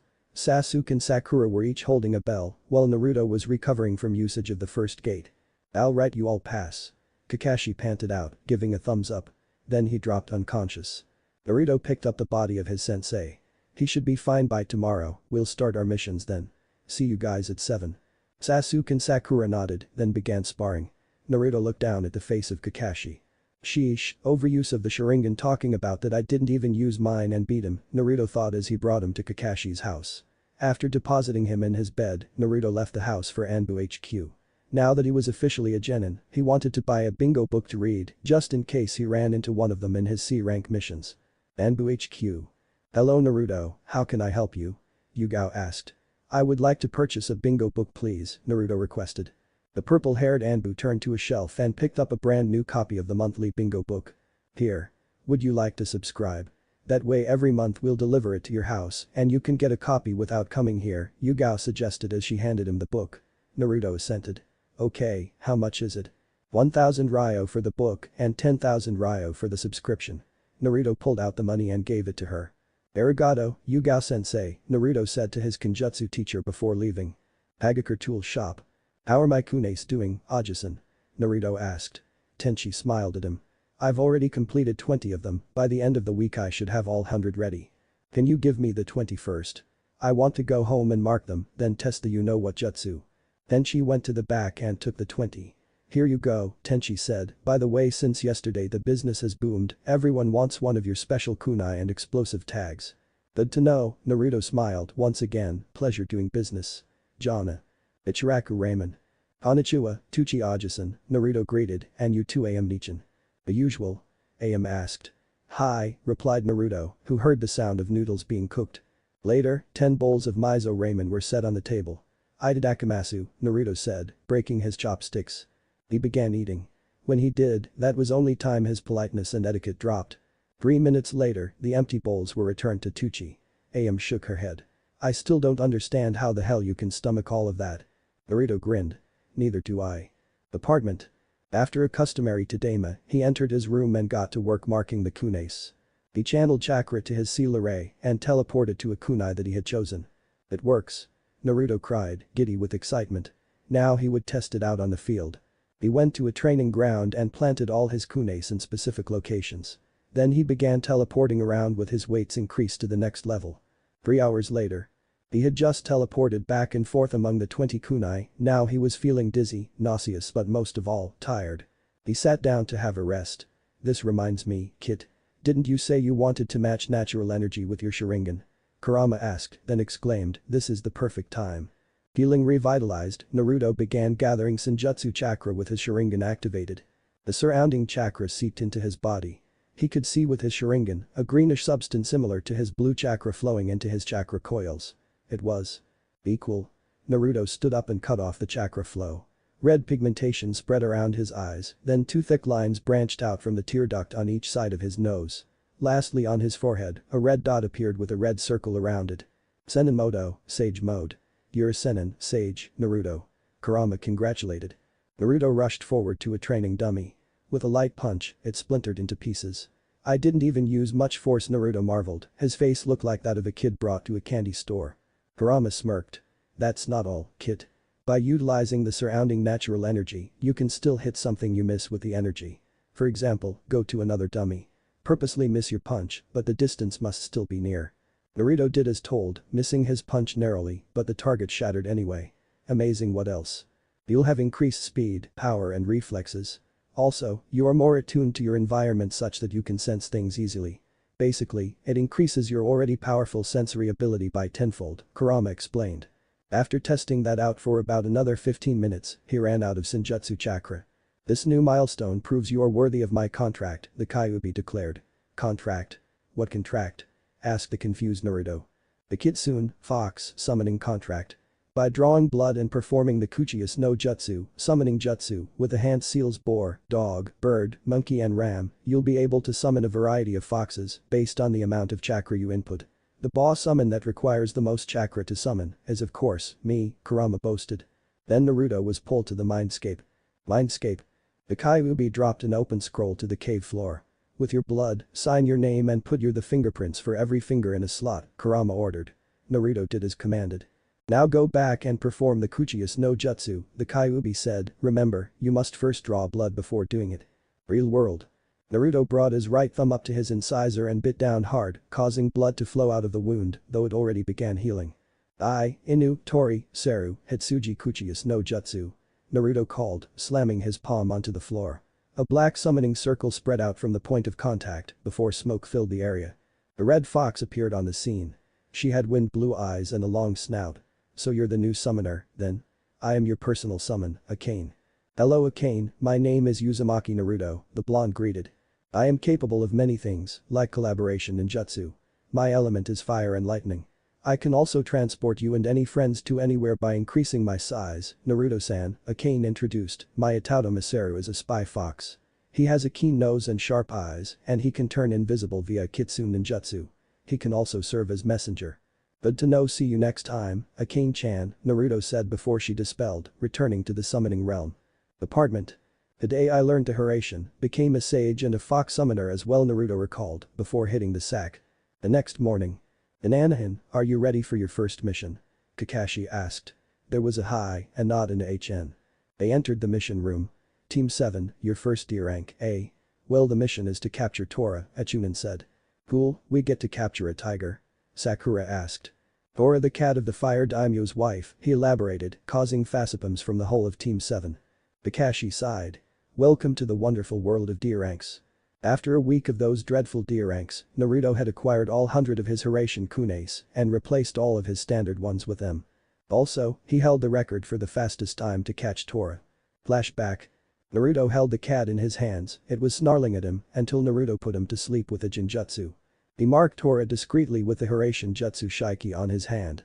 Oh yes, he had applied the receiving seal to his hands so he could mark the enemy without kunaes. On the next day, he had escaped again.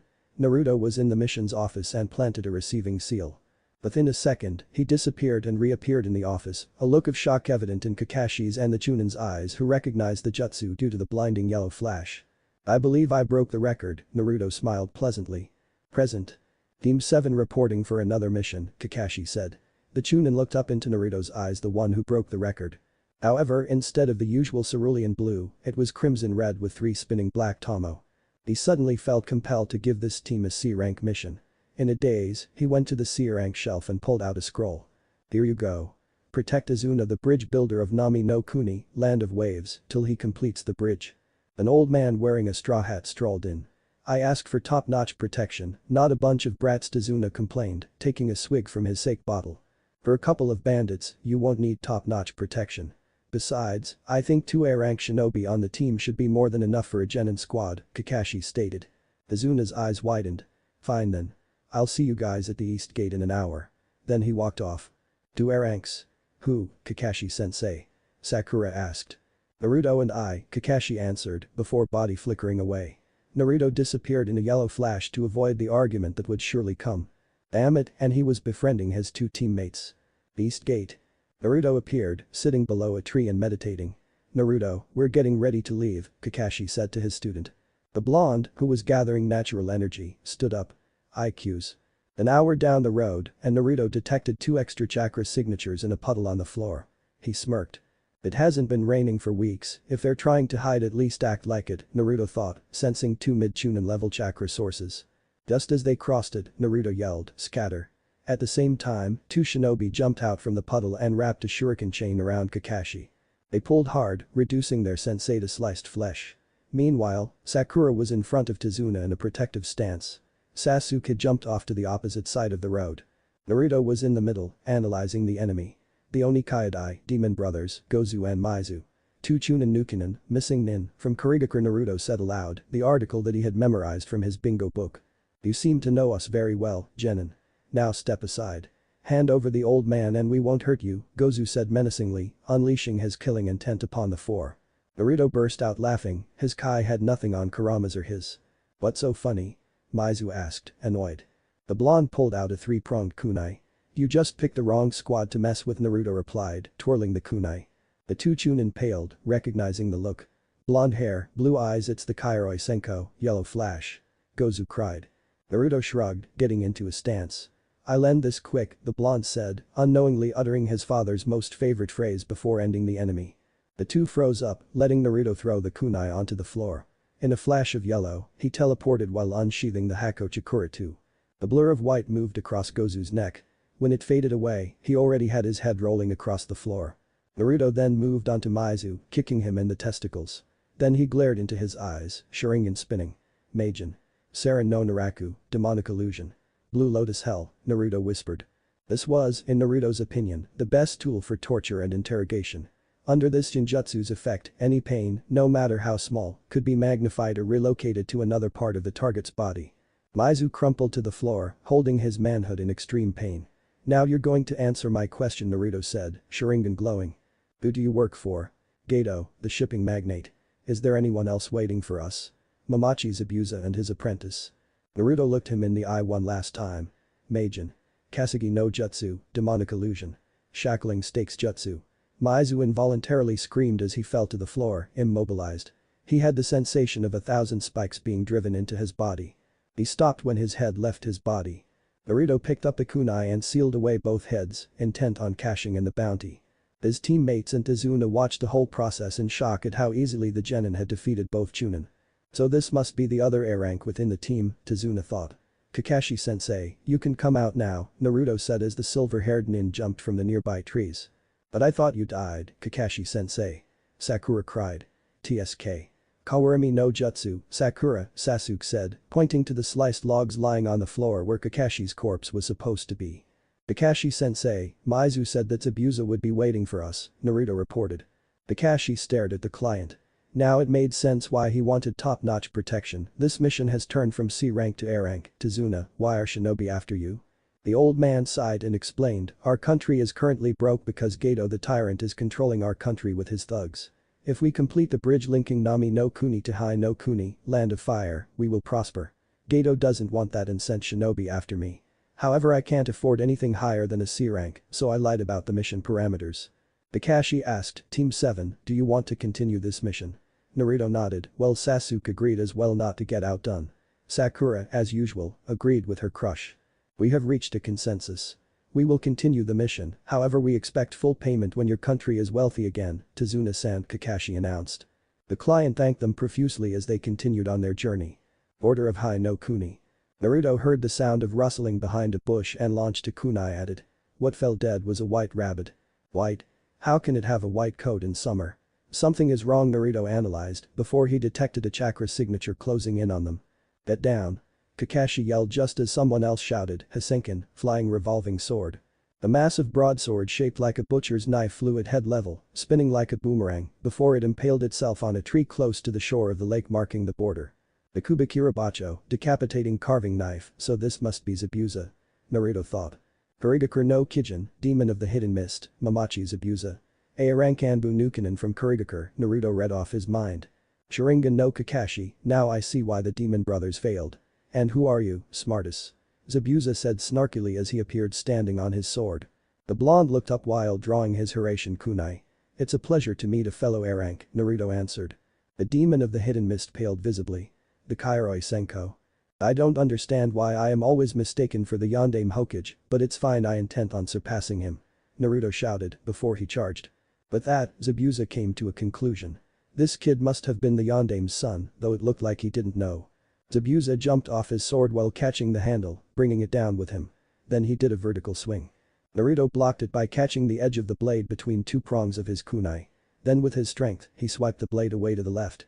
Zabuza spun with his blade and delivered a kick to Naruto's stomach. The speedy blonde twisted his torso so that he just missed. Then he backed away. So this is the legacy of the Kairoi Senko. You're fast, but not fast enough, Zabuza commented. DSK, I haven't even started yet, Naruto stated, pulling out his Hiraishin kunace. After that, he scattered them across the field. If this kid knows that, I'm screwed, Zabuza thought before raising his left hand and forming the seal of confrontation with his right. Kurigakure no Jutsu, hidden mist jutsu. Zabuza called, mist lifting up from the nearby lake and clouding the area. Kakashi already had his hit 8 pulled up, Sharingan activated. Meanwhile Naruto was using his sensory abilities. For some reason, there was another chakra signature in the woods nearby, he would deal with that later, for now he needed to fight Zabuza. A rush of air was felt behind him. Naruto immediately teleported away to another kunai and watched as the Kubikirabacho was implanted where he was just now. Not sloppy at all, Gaki. That's what I'm talking about, Zabuza said. Then he sensed Kakashi sneaking up behind him with a kunai and bisecting him. However, Zabuza burst into water. Mizu Bunshin no Jutsu, water clone jutsu? Naruto thought. The real Zabuza appeared behind Kakashi and bisected him with the Kubikirabacho, but the silver-haired nin burst into water as well. So Kakashi used the Sharingan to copy the jutsu. Naruto teleported towards Zabuza and kicked him in the face, however the Nukanen avoided it narrowly. Then using the sword, he impaled Naruto. Only for Naruto to dispel into a surge of lightning which conducted through the sword and electrocuted him. Raiden. Cage Bunshin. Nice job, Naruto, Kakashi thought as he appeared behind Zabuza and kicked him into the lake. Kakashi ran onto the surface of the lake, only to feel a rush of water around him. Kuzo. Kakashi cursed as the water wrapped around him in a bubble-like prison. Zabuza surfaced, shouting, Suiton. Suro no Jutsu. He held a hand onto the bubble to maintain it. Naruto analyzed the situation. The fog was already clearing. Sakura, stay with Tazuna. Sasuke, you're with me. Naruto ordered, taking charge. The Raven walked up to Naruto and examined the environment as well. Suddenly 2 water clones charged at them, cutting short their analysis. Naruto noted the clearing fog. Suiton. Suryudan no Jutsu. He shouted after 3 hand seals. The surrounding air became colder, condensing the mist into water. It converged into a giant dragon which shot towards one of the clones, taking it out. Then he looked to his right. Zabuza's Kubikirabacho was swinging down towards a defenseless Sasuke. No, he wouldn't let his sensei's brother die. He dashed at top speed, pushing Sasuke away as the blade came down. The Raven looked on in shock as Naruto was about to be cleaved in half. Then suddenly, he felt a surge of chakra reach his eyes. To the clone, he looked on in shock as Naruto's eyes bled red followed by 3 Tomo. Then the 3 Tomo spun rapidly, warping into a new pattern. It consisted of a small black six-pointed star in the middle with a red circle in it. Surrounding it were what appeared to be flower petals in a stylized design. The blade seemed to phase through him completely, landing on the floor. This happened to the surprise of everyone present including Naruto himself. Kurama thought, the Mangekyo Sharingan. Then Naruto ducked to the side and disappeared, blending in with the surroundings. The invisible Naruto, who had used the Masegakur no Jutsu, ran up to Zabuza's clone and sliced him with a kunai. The blonde reappeared, eyes normal again. "What did you do, Gaki?" Zabuza asked, unaware of the Sharingan because a Mizu Bunshin didn't have the memory ability like a Kage Bunshin. "That's for me to know and for you to find out," Naruto said and added in his thoughts, "though frankly I don't know what the hell happened either." He ran towards Zabuza, shouting, "Tajuwu Kage Bunshin no Jutsu." 1,000 clones burst into existence and charged at Zabuza. "The Senkin!" Zabuza shouted, throwing his sword at the crowd and dispelling many of them. The real Naruto had a Hiraishin kunai in hand and threw it at the chakra signature in the trees that he had detected earlier. The person's eyes widened in surprise as the planted itself into her shoulder. Though not deep, she might have difficulties using her right arm for a while. She started nursing it. The clone had snuck up behind Zabuza and kicked his hand away, destroying the water prison. Guzo Zabuza swore, he stood no chance now that Kakashi was free. The silver-haired nin mule kicked him forward towards Naruto. The blonde drew his tanto and engaged Zabuza in Kenjutsu. "Not bad, your Kenjutsu is close to the level of the 7 ninja swordsmen of the mist," the Nukenin complimented. "So I've been told by my sensei," Naruto replied, slashing the Hako Chikura-2 down. It was met by the Kubakirabacha with a horizontal block. Naruto backflipped as 2 shadow clones burst into existence. One closed in on Zabuza from the left, the other from the right, while the original jumped in from above. All 3 had their swords ready to cut Zabuza. Mikazuki no Mai, Dance of the Crescent Moon. All 3 yelled, slashing Zabuza with their tantos. Luckily for the Nukenin, he had took a step back so the blades missed any vital spots, however the wounds were still deep and painful.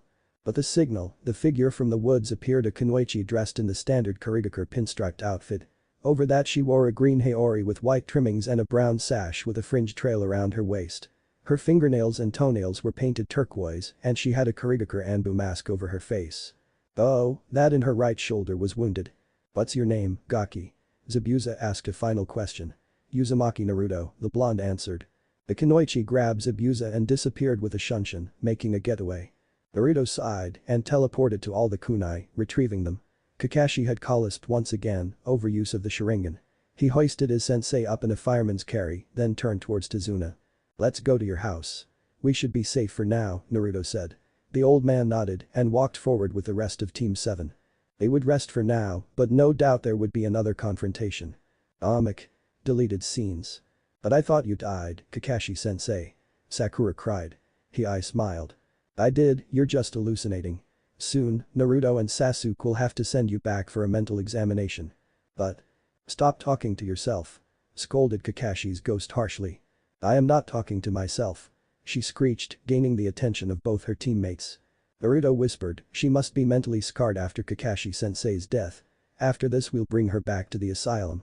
The Uchiha nodded in agreement as Sakura continued yelling to herself. The 5 arrived at Tazuna's house. Knocking on the door, a young lady dressed in a short-sleeved pink shirt with long dark blue hair opened it. "Konnichiwa, we're Tazuna-san security detail, Konoha no Dananahan, Naruto." "Konnichiwa. I'm Tsunami, the daughter of your client," she greeted. Tazuna commented, "I wouldn't have made it without them. We were ambushed by 3 ninja." "Thank you, please make yourself at home," Tsunami said as she ushered the team into the house. There was a kid wearing a yellow shirt, green overalls and a white hat with blue stripes in the house. "That is Inari, my son," Tsunami introduced. Then she led the team to 2 bedrooms. "These are the guest rooms, 2 people per room." "Sasuke, are you okay sharing a room with Sakura?"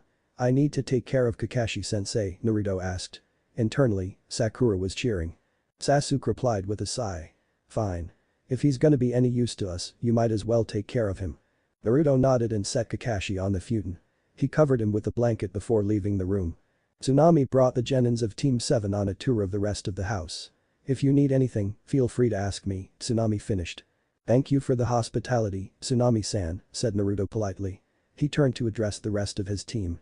"We need to train before the next confrontation, we've got 2 week tops, 1 at least." The other 2 responded with hi, then left for their training. Naruto got up the stairs and went to Kakashi's and his room. "Kurama, do you know what happened just now? When the blade phased through me?" Kurama answered, "Yes." It appears you have awakened the Mangekyo Sharingan, the next stage after the 3 Tomo Sharingan. It is rare to awaken this power, I only know 7 people who did so. Otsutsuki Indra, Uchiha Madara, insert Snarl, Uchiha Izuna, Uchiha Beru, Uchiha Naka, Uchiha Naori and Uchiha Rai. And now you, the 8, Kurama doesn't know about Shisui, Itachi and Narumi because he was sealed inside Naruto when they did. So what powers does it grant me? Naruto asked. I know 6 they're called Amaterasu, Tsukiyomi, Susanoo, Kamui, Kodamatsukami and Kagutsuchi. Usually one only unlocks a single power with one eye, while the third is Susanoo, granted by both eyes after the other 2 are unlocked. Amaterasu is an ninjutsu that is considered the highest level of fire style. Use of the technique puts a great deal of strain on the user, usually causing their eyes to bleed. The jet black flames of the Amaterasu, said to be the fires from hell and as hot as the sun itself.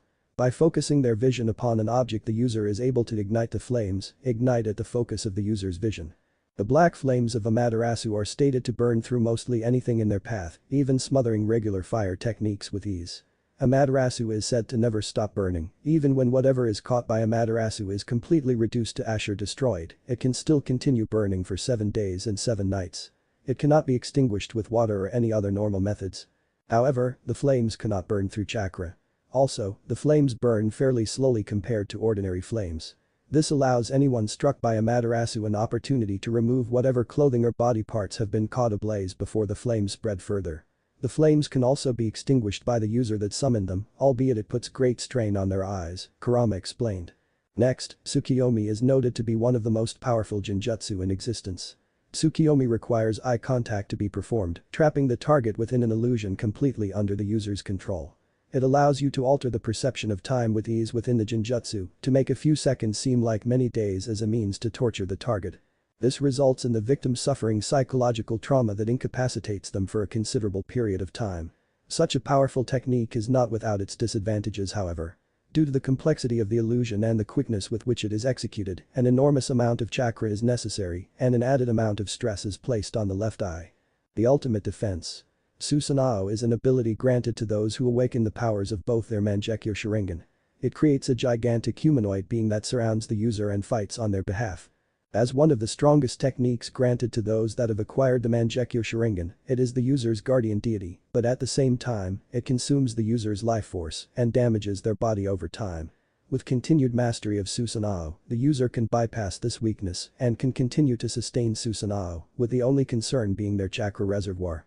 Since it is formed through the materialization of the user's chakra, its abilities, appearance and color vary among individuals.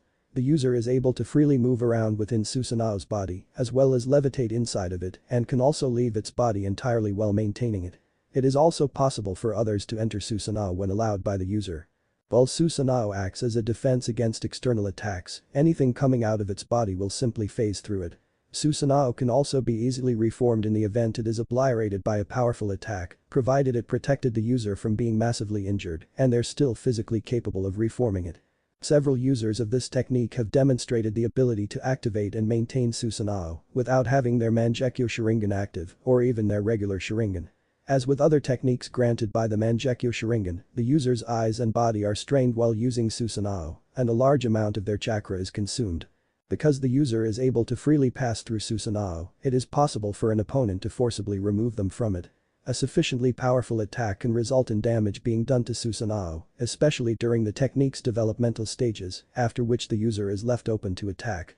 Susanoo cannot defend against attacks which do not actually deal physical damage to it, such as strong lights and sound-based genjutsu, all of which can impair the user's ability to sustain Susanoo.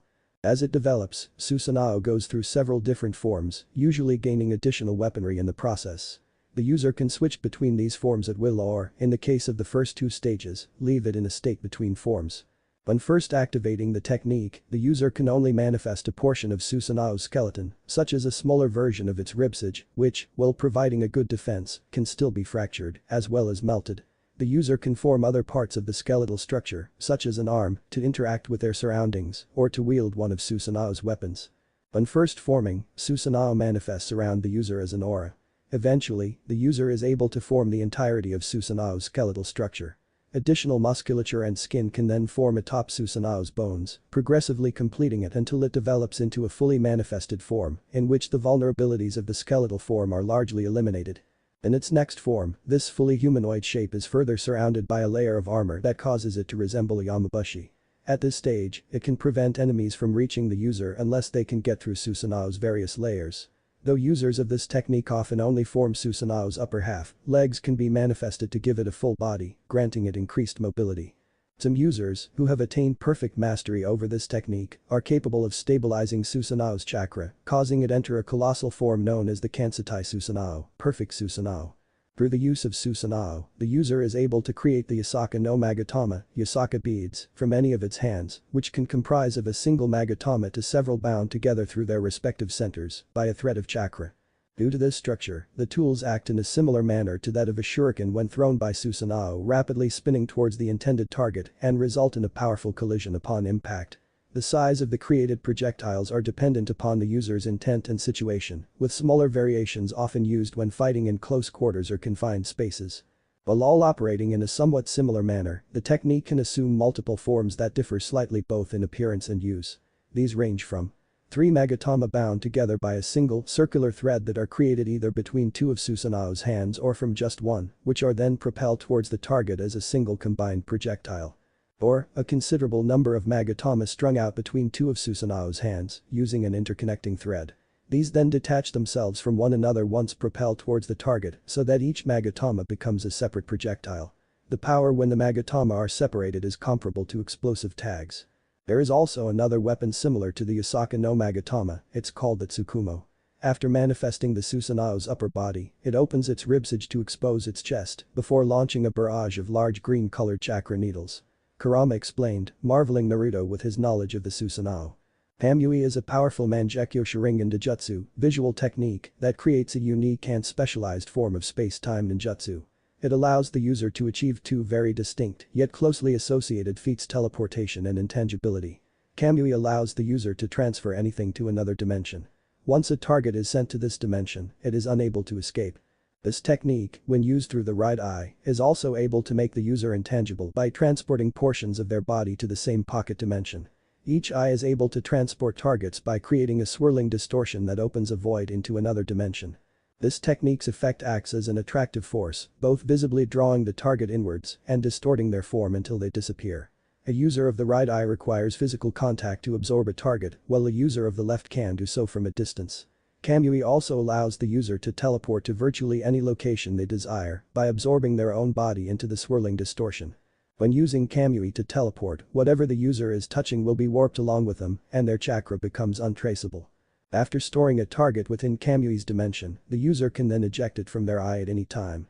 This can be done with varying degrees of force. While in Kamui's dimension, the user can transport targets out of said dimension at any time, even without establishing physical contact. Despite not always being present, you could keep targets under Jinjutsu while they were confined inside this technique's pocket dimension, thus keeping them incapacitated for extended durations. A user of Kamui can synchronize with other space-time techniques, allowing them access to other dimensions. After entering a new dimension through this method, the user is able to travel to and from said dimension, as well as any other connected dimensions, at will. The long-range version of Kamui, an ability belonging to the left eye, is primarily based on line of sight and, as such, does not require physical contact to warp a target into the other dimension. By focusing to create a barrier space and concentrating on the target within, Kamui will distort space, and the target will be drawn into the other dimension. The barrier can be expanded, and its speed is on par with Amaterasu, Kurama continued about the left eye. The short-range version of Kamui, belonging to the right eye, requires physical contact to warp a target. However, this eye has a unique variation of teleportation akin to intangibility. When activated, any part of the user's body that overlaps with a solid object is seamlessly warped to the other dimension, making it appear as though the user is phasing through them. This ability can dodge most attacks, and by overlapping their entire body into large objects, the user can completely conceal their presence while temporarily erasing all traces of their chakra. This ability can also be used to travel through the ground, a characteristic that you can exploit to ambush your opponents from below. The user also seemingly possesses the capability to extend this intangibility to whatever they are touching at the moment of activation, as long as they are able to maintain some form of contact with at least a part of the desired item or person.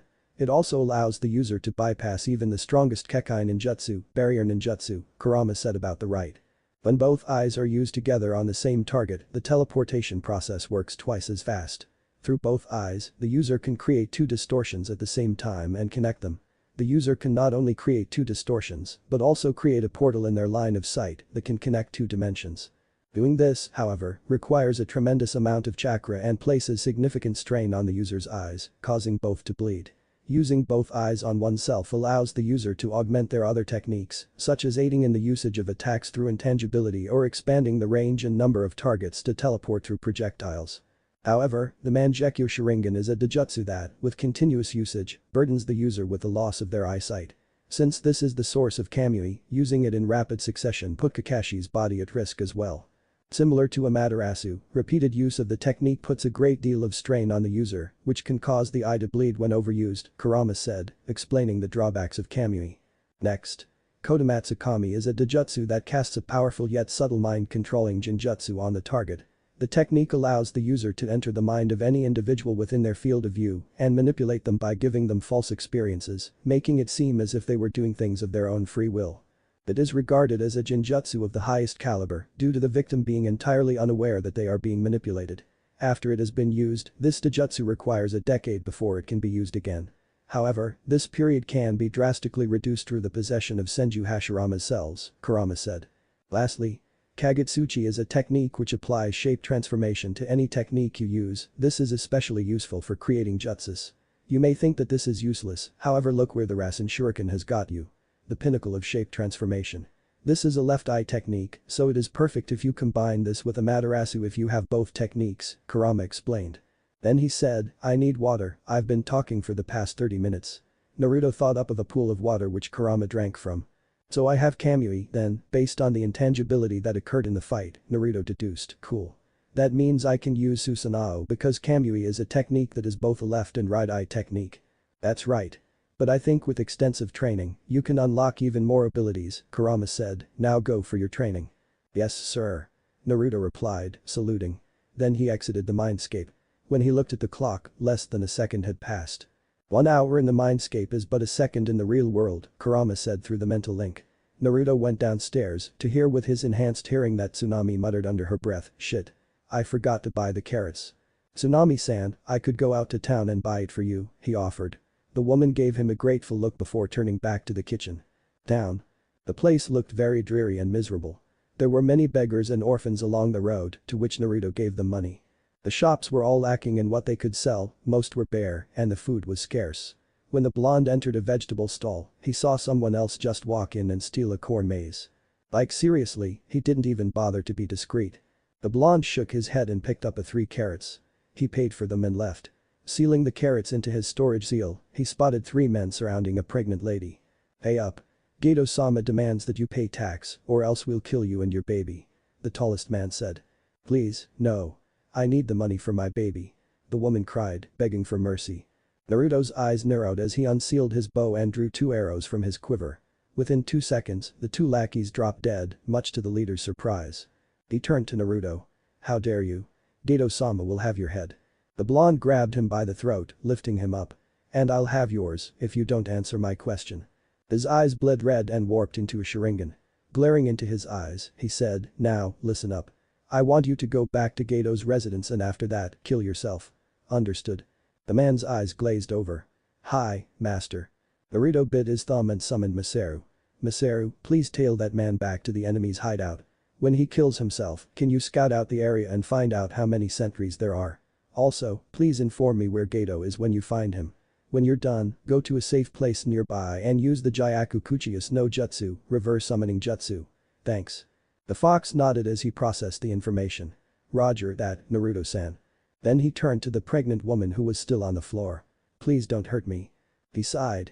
Don't worry, I'm here to help. I'm part of the ninja squad assembled to protect Azuna-san. Her eyes widened in recognition. Naruto stuck out his hand and helped her up. Then he took out 100 ryo. Use this to support you and your baby, Naruto said, then he disappeared with the wind. The woman whispered a thank you. Naruto returned to the house and practiced his Kamui and Susanoo. A black aura surrounded him, his chakra manifesting into a grey ribsage. Then skeletal arms appeared, followed by a skull with bright yellow eyes. Musculature and skin started forming over the skull, arms and ribsage, giving them solid shape. Level 2. Not bad, kid. Kurama complimented. Naruto shook his head. Level 3, then I'll stop. He pushed all his chakra into the avatar, causing grey armor to sprout out and encase the humanoid. A head-like helmet went over the humanoid's head, giving it false eyes and a long Tengu nose. Above the eyes was a yellow gem. Where the mouth of the helmet was supposed to be was a black void with 2 yellow orbs, the real eyes of the Susanoo. Kurama laughed, his host was actually not bad as a shinobi. Naruto released the jutsu, and the transformation process went in reverse until the black aura disappeared. Suddenly in a poof of smoke he reappeared in front of a strange building. Masaru retreated from a disappearing summoning circle. Next to him was the corpse of the man that Naruto had hypnotized earlier. Naruto-san, there are 60 mercenaries on sentry on the first floor and 30 on the second. On the third, where his office is, there are 15 samurais. He's currently in the office speaking about not paying the 2 shinobi that he hired. Zabuza and that Kunoichi. Interesting, thanks Masaru. Tell Akane-chan I said hi, Naruto said. The fox nodded, then dispelled. It's time to have some fun. Amik.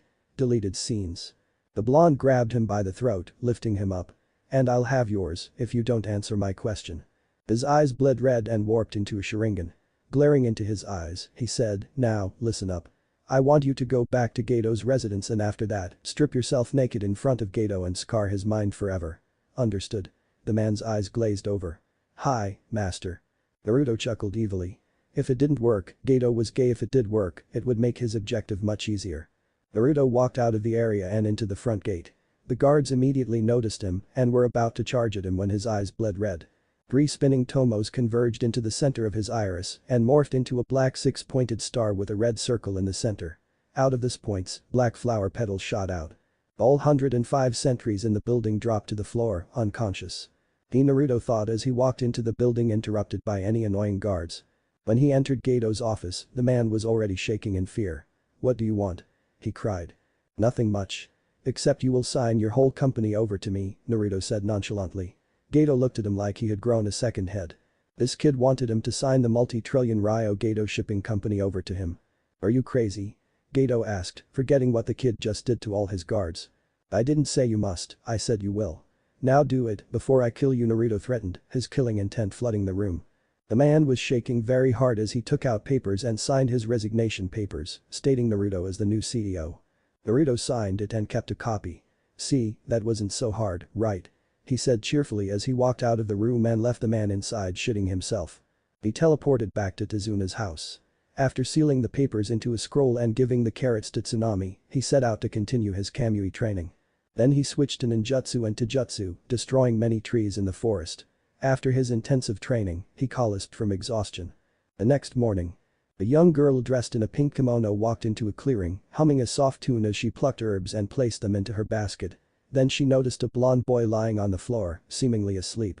This was one of the shinobi that day, the one that hit me with his kunai. Should I know? Never mind, the girl thought, her hand poised over his neck. Her hand then traveled to his collar, planning to shake him awake. Just before that happened though, the boy's eyes opened, revealing cerulean bluer eyes. She blushed and released her grip on his collar. Aheo, what are you doing so early out in the forest? Taking in the girl's image, Naruto replied, I could say the same. Aku, the girl supplied, before saying, I am picking herbs to heal someone. I'm Uzumaki Naruto. I was training, I'm a shinobi you see, the blonde said. Why do you train? She asked, cocking her head. I train to get stronger, so that I won't lose those precious to me, Naruto replied. I see, so you have people precious to you, then. You will grow strong. Very strong. I hope to see you again soon, Haku said, standing up. Me too, Naruto said, as he picked up a senbon on the floor that fell from her basket. Hey, you drop this, he said, tapping her right shoulder. She flinched in obvious pain, then when she turned around and saw the senbon, it was even worse. I wasn't sure just now, but now I am. This girl is the Kunoichi that helped Zabuza that day, Naruto thought. Haku, I won't fight you here. But when you go back, please tell Zabuza to consider what I'm going to say. Gato doesn't plan to pay you too, in fact he's hoping that once our fight is over all of us would be weakened enough for him to kill with a group of mercenaries. I found this out while infiltrating his base. So I'm extending a proposition to you guys. If you help us kill Gato and the rest of his men, we can bring you back to Konoha with us, Naruto suggested. I'll consult Zabuza on this. It's not my decision to make, though I would personally like going back with you Konoha-nin, Haku said, then she walked away. Izuna's house. Tsunami was serving breakfast, toast bread with peanut butter and soft-boiled eggs. Heyo, Mina, Naruto greeted as he entered the house and took a seat at the table. Kakashi was already up and about. So, how's your training, Naruto, Sasuke, Sakura? Kakashi asked. Fine. I've increased my speed and chakra control, Sasuke said. Sakura replied, I increased my strength and genjutsu. Naruto said, I learned 2 jutsus. This made everyone's eyes widen. What 2, Naruto? The blonde sighed. If I'm going to reveal this to you guys, I'm also going to reveal another secret. But Sasuke, promise me you won't go berserk. The raven raised an eyebrow. Naruto's eyes turned into a crimson red with 3 black tomo. Sharingan, how did you get that, Naruto? Sasuke demanded. I think one of my ancestors was an Uchiha, though I'm not really sure, but that's not all. Yesterday, I awakened this, Naruto said, gesturing to his eyes as they warped into a pair of Mangekyo Sharingan. Kakashi's eyes widened even further. I have 2 Dojutsu, as stated earlier. Kamui and Susanoo. Kakashi lifted his Hit-8, revealing his Sharingan. Then it morphed into a pinwheel pattern with 3 sides. Kakashi-sensei, you have the Mangekyo as well. What is your ability? Naruto asked, excited. Kamui as well, Kakashi said. In the end, Kakashi agreed to teach Naruto the left eye techniques of Kamui. Sasuke was jealous, while Sakura was awed. Then Naruto explained about what he did with Geto and his plans to let Haku and Zabuza go back to Konoha. He even mentioned how he would rename the company to Burning Leaf. He was still talking when Inari suddenly cried in an outburst, what do you know about suffering? I bet you shinobi just spend the years in comfort while every day we fear for our lives in the hands on Geto's men. Naruto chuckled darkly, then channeled Kurama's chakra into his voice.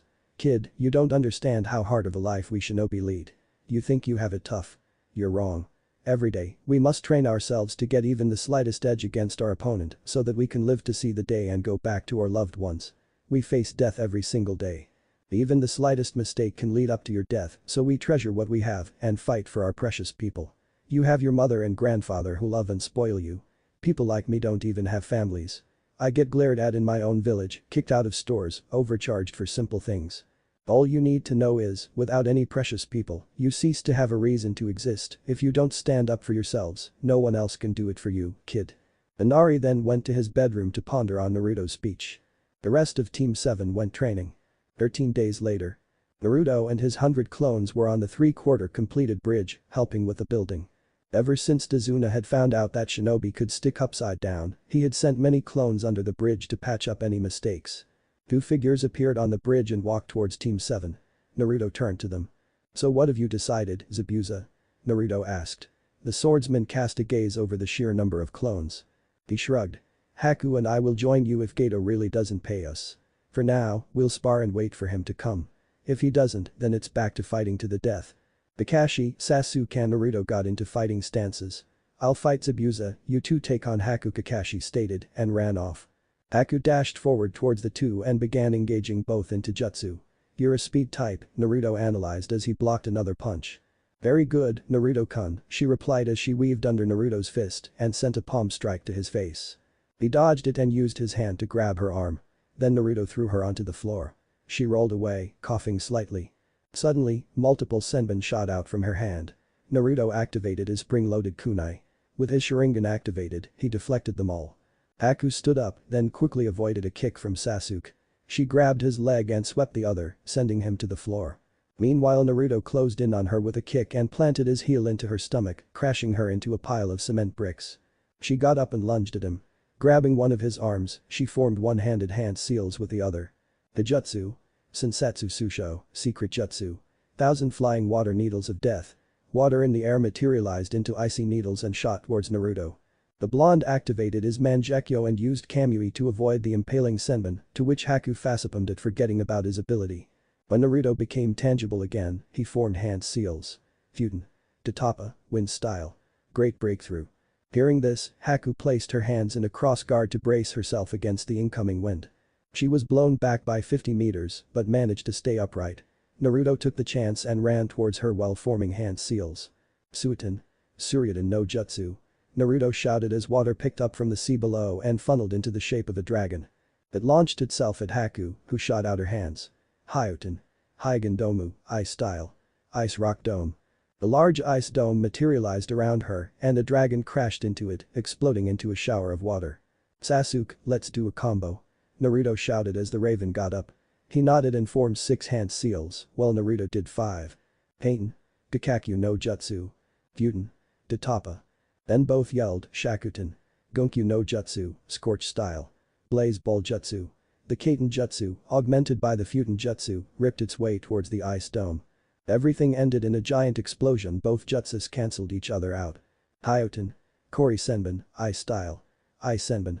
Haku shouted, shooting spikes of ice at both Naruto and Sasuke. Activating his Mangekyo, the left eye locked on the spikes and pulled them into his dimension. Naruto panted slightly before recovering and drawing a kunai from his holster. It soon clashed with the Senbon in Haku's hand, then they snapped because the prongs of Naruto's kunai were made out of adamantine. The blonde spun around and delivered a roundhouse kick to her stomach, only for her to shatter into pieces of ice. The real Haku appeared in front of both of them, flashing through hand seals. Hyoten. Makyo Hyasho, Ice Style. Demonic ice mirrors. Multiple ice mirrors surrounded the two, even the top had a mirror which made the whole place look like a house. In every mirror, Haku was present, so it seemed to Sasuke. To Naruto, who had his Sharingan activated, he could track Haku and knew that she was just moving so fast that it appeared like she was everywhere. Haku decided to deal with Sasuke first as he seemed like an easier target, raining Senbon down on him. Sasuke was thinking, focus. See the Senbon and anticipate he got his reward for his effort in the form of a pair of Sharingan. Not bad, Naruto mused as he deflected the hail of Senbon from the girl. Sasuke, just try to dodge it, I'll deflect cause my Sharingan has enough power to track her movements. Yours doesn't. Sasuke grunted but began dodging the assault while Naruto fended off the attacks. Now, how do we escape this? Naruto brainstormed. Kami, damn it. Cursed the blonde, the speed of the shower had increased, giving him less time to think. How about Kamui? Naruto thought and channeled chakra to his right eye. However, instead of teleporting away, a thin line of blood fell from his right eye. Black flame sprouted from one of the mirrors and melted it immediately. What? Everyone thought at the same time. Wasting no time on his surprise, he grabbed Sasuke by the collar and tried to escape while deactivating what he thought was Amaterasu. However, Haku regenerated the mirror, preventing all thoughts of escape. The Senbon shower had stopped, giving Naruto enough time to think. The black aura wrapped around Naruto and Sasuke while a grey ribsage formed around them. Then it grew into a full skeleton, followed by a humanoid. When the Yamabushi armor came, every mirror exploded with a burst of black chakra, throwing Haku back by 20 meters. She rolled to a stop and coughed up blood. Then came the sound of clapping. Well, it looks like you couldn't even take care of a couple of Konohinin and an old geezer. But that's fine, because I never planned on paying you, Zabuza. Shinobi are expensive, the snobby voice of Geto echoing across the bridge. You were right, kid, luckily I saved up energy for this, Zabuza commented as he swung the Kubikirabacho and eyed the mercenary army Geto brought with him. You've got my respect, take my sword and Haku back to Konoha, Zabuza said, tossing the sword to the blonde who caught it. You're the one who I'll take back my company by the end of this. Geto yelled when he spotted Naruto. But Zabuza-sama, you're not coming with us? Haku asked. The swordsman shook his head before planting a kunai into his mouth and charging at the 100 mercenaries. At the end, he was wounded fatally, but took Geto with him to the waters of Nami no Kuni. The mercenaries all lay dead. I guess this means it's a truce, Naruto said, his hands glowing green and healing Haku from her injuries. He helped her up after that and strapped the Kubikirabacho to his back. It was surprisingly light in his hand as he did so, but he guessed it was due to his strength. This sword would be heavy in the hands of others. Team 7 returned to Tezuna's house. The whole village was celebrating Geto's death and once again the streets were lively, bustling with activity. Naruto went over to Geto's base and ran through his files, changing the name of the company to Burning Leaf as planned earlier. Then he cut off all illegal tradings. He didn't want to have anything illegal tied to his name. After sealing all the files away, he sold the whole 3-story house, its furniture and any of Geto's valuables away. When he returned to the house, he was richer by 100 million ryo. Hazuna's house. Kurama, why the hell did I use Amaterasu on the bridge earlier instead of Kamui like I intended? Naruto asked through the mental link. I think because while you were channeling chakra to your right eye, you were focusing on the mirror instead of just amassing chakra. I guess you could say, you were glaring at the mirror because you were frustrated and ended up activating Amaterasu, Kurama suggested. So you mean I have to focus and channel chakra for Amaterasu, while just channel chakra for Kamui? Naruto asked. For now, I think saying the Dojutsu name will suffice. Later when you progress in your training, you may be able to differentiate both easily and do them without saying their names. Also, why not check if you have Kagetsuchi? Channel chakra first to your right eye, then your left. Of course, outside. Okay, Naruto complied and did so, however there was no effect. Try thinking of what shape you want to turn it to. The black flames turned into the shape of a sword, though the whole thing was still made of flames. Then it turned into an orb. So, you apparently have Kagetsuchi, Kurama stated. Well, I have nothing to say. I'm sleeping. Thanks furball, Naruto said. I am not a fur, Kurama roared but was cut off by Naruto cutting the mental link. The blonde snickered. The next week. Over the past week, Haku was getting integrated with Team 7's people. She taught Naruto how to wield Senbon effectively, as well as striking pressure points that she said would be useful due to his Sharingan's ability. In return, Naruto acted as a source of comfort for her whenever she cried at night in her room because of Zabuza's death. He would hug her, then hold her until she fell asleep. As for Sasuke, Naruto and Kakashi began training him in the Sharingan's use. For Sakura, Haku said that her natural chakra control was good for Iryo ninjutsu, so she began tutoring her on the Shosen jutsu, mystical palm jutsu, and which herbs to use for healing. In all, good progress. Izuna had quickly completed the bridge and soon, it was time for Team 7 and Haku to leave. All the villagers were gathered to watch the departure and send them off. What shall we name the bridge? Tazuna asked the crowd. Inari suggested, how about the Great Naruto Bridge? Everyone cheered in assent. The Great Naruto Bridge it is. The blonde smiled and whispered something in Tazuna's ear while passing him an envelope. A tear dropped from his eye and he said, thank you so much. Naruto said, no problem. We're leaving now. Then the five took off for Konoha. Tsunami asked, Tusan, what did he say? He announced, Naruto said that he returned the money that Gato had taken from us all those years.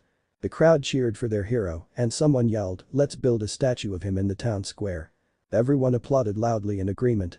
Tazuna said, I'll send for the best stonesmith and we can work on that. Naruto couldn't help but smile as he heard the loud cheers from kilometers away. It vanished when he sensed the presence of 3 Jonin-level shinobi, closing in on them at high speeds. He quickly alerted the whole group and they stopped. The 3 Jonins had headbands stating they were from a megacur. Naruto said, looking at the leader. Rakusho Aoi, B-rank Jonin Nukenin from Konoha. So you know me, Aoi said, taking out what appeared to be a handle resembling the shape of a vajra. It was a grey club topped by ribbed spherical heads. The ribs ended in sharp points with which to stab. Despite it being a weapon by itself, it was still a handle of a sword. Yellow chakra suddenly shot forth from the cylindrical part of the club and past the ribs, much like a lightsaber. Hiruzen no Ken, sword of the thunder god. Oh? You know this sword. Then you should know, fighting me is useless, Aoi bragged. Naruto snorted. Yes, I know this sword. The sword of the thunder god belongs to the thunder god. To be specific, the flying thunder god. The 3 Jonin paled at this. You don't mean Aoi said, but was interrupted by Naruto pulling out his special kunai. I do mean, Aoi-san, said the blonde as he threw the kunai at them while drawing Kubikirabacho and subsequently, the Hako Chikuritu. Duration no jutsu.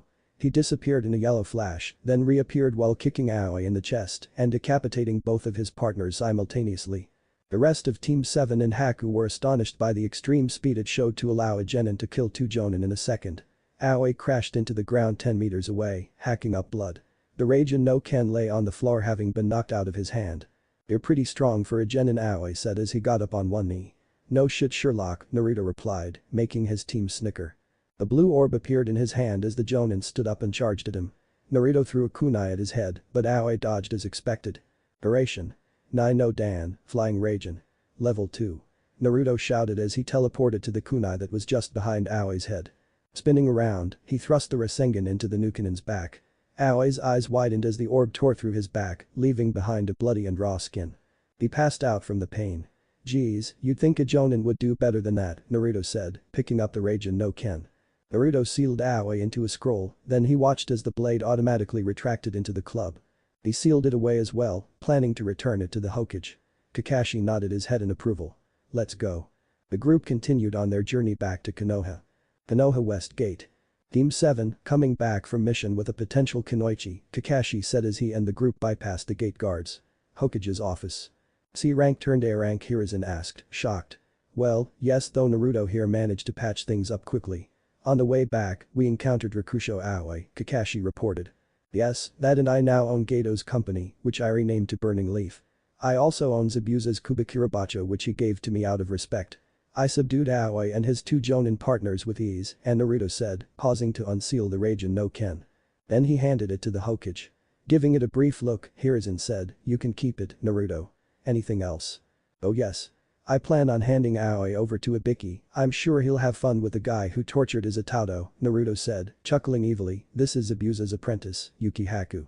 She didn't do anything to us, plus she has the Hyoten Kekkei Genkai, so I'm sure the council wouldn't mind her joining our forces.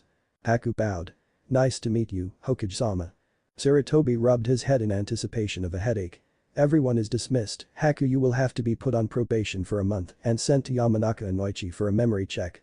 The blonde gave the scroll containing Aoi to Hiruzen and left for the apartment. When Naruto returned to the house, he took a nice, long bath. Then he headed out to train with his two new swords. He decided to learn how to wield both in a dual sword style and switched between the Hakochikuritu, the Kubikirabacho and the Raijin no Ken. 4 hours later. An Anbu appeared and called Naruto. Uzumaki Naruto, you have been summoned to the council chambers. The blonde grinned, council meetings were fun. Sure, I'll be there in 5 minutes. Council chambers. The Hokage asked, may I know why the council has been summoned? The civilian councillor said, we've heard that the Uzumaki brat had gotten possession of Gato's company. Hiruzen raised an eyebrow and so. Look. He is too young to handle so much wealth, the money should be given to council and split up among us. The councillor said greedily. I'm afraid not. It is his company now, he can do whatever he wants with it, Nara Shikaku said, defending the boy. Thanks for defending me, Shikaku-san, said the boy walking out of the shadows, on top of that, I'm a genin so technically I'm an adult. I can do whatever I want. Besides, I've been learning how to manage my money since I was 5. Ah, so the brat is here. That's not all. We heard you've gained possession of one of the 7 swords belonging to the mist. It should be given to someone more worthy to wield, like Uchiha-sama.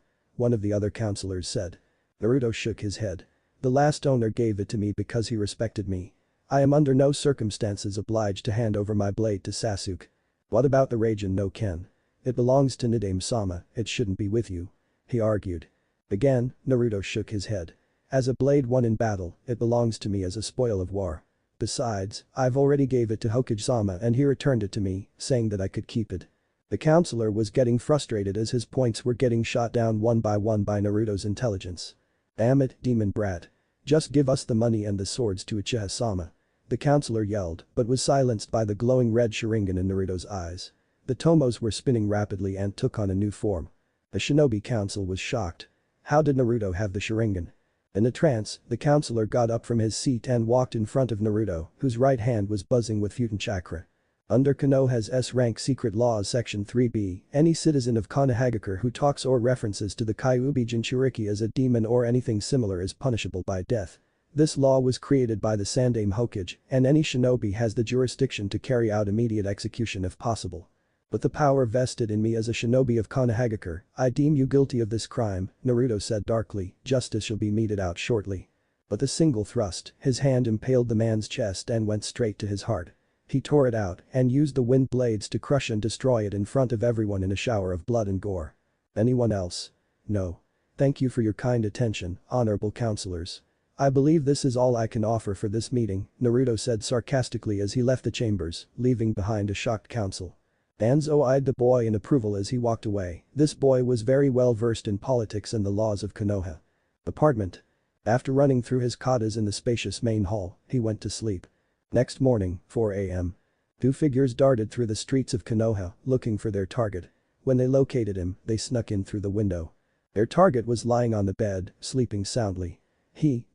Demon, one of them said, drawing a kunai from his holster. When he stabbed down, the kunai passed through the body and hit the bed instead. Not expecting the lack of resistance, the man fell forward. The blonde target capitalized on this and materialized, grabbing the man's arm. Twisting it with a sickening crunch, he then launched the kunai into the other intruder's neck with incredible speed. Naruto planted his feet into the first man's face and sent him crashing into his cupboard. In the darkness, a pair of red eyes with 3 black tomo glowed as they trained themselves on the man.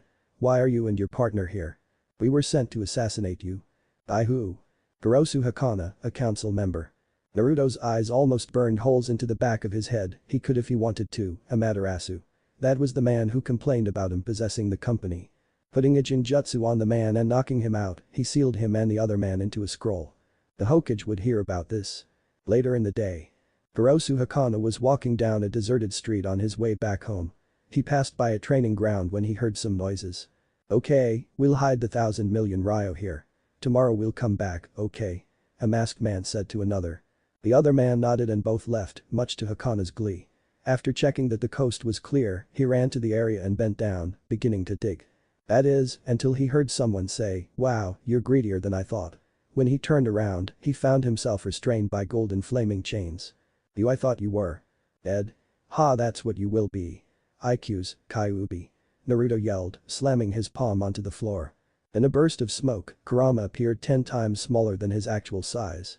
His current size was about the size of a regular boss summon. The man started shitting himself when red and blue orbs merged to form a purple sphere. Biju Udama, tailed beast bomb.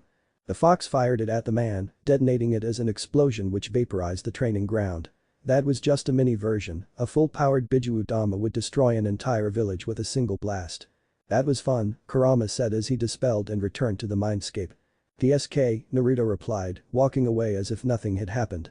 After all, the Sandaime authorized his execution. Hiruzen sweat dropped in his office at how Naruto dealt with Counselor. Wasn't that overkill? The blonde then threw himself into training with Haku and rest of Team 7. It was for the Chunin exams coming up in 6 months' time. Naruto planned to get promoted. 6 months later. Over the past half year, Team 7 had completed many D ranks and even a few more C ranks, which had almost always escalated to higher ranks. It would seem they couldn't get a normal C rank. In one of them, he went to Takigakure and met a fellow Jinchuriki named Fu who hosted the Nanabi. She was the guardian of her village's Ayu no Mizu, hero water, which increased the chakra reserves but shortened the lifespan of whoever drank it. The Nanabi was a flying Kabutomushi, rhinoceros beetle named Chimay, so as her Jinchuriki Fu could utilize insects like the Aburum. She and Shino would have been good friends. After the mission, Konoha had an alliance with Takigakure and Burning Leaf as a trading unit between them. In another mission, Naruto defeated the tyrant Kazuhana Dodo in Yuki no Kuni, Land of Snow. He had killed his brother and predecessor Kazuhana Sasetsu for the position of Snow Daimyo. The blonde then helped the actress Kazuhana Koyuki, who was Dodo's niece and the late daimyo's daughter, take her rightful position as daimyo. Naturally, she formed an alliance with Konoha, once again with Burning Leaf being the trading unit. The Land of Snow had many futuristic devices like chakra armor, volley guns which fired kunes and ice bombs. Also, the country had been renamed to Hara no Kuni, Land of Spring. The list went on. Naruto helped the daimyos of Tori no Kuni, Land of Birds, and Na no Kuni, Land of Vegetables, to reclaim their positions, all ending in alliances with Konoha and Burning Leaf. In all, it was quite a productive 6 months. Naruto had trained himself to the ground with shadow clones in anticipation of the Chunin exams, though judging by the current level he was about Jonin level. Today, the team had a meeting. "In Anahin, I've nominated you for the Chunin exams. If you want to take part, go to room 301 in the academy 3 days from now," Kakashi announced. The Genins of Team 7 nodded. "Dismissed," he said, then disappeared in a shunshin. "So how did the training for you two go?" "Fine, I learned from Haku-chan's speed and Senbon techniques, as well as Iryo ninjutsu," Sakura said. The Uchiha replied, "HN. I learned from Haku-chan how to increase my speed and reflexes even further, plus I got my Sharingan to 2 tomo each." "Haku-chan, is it?" Naruto teased. "Shut up."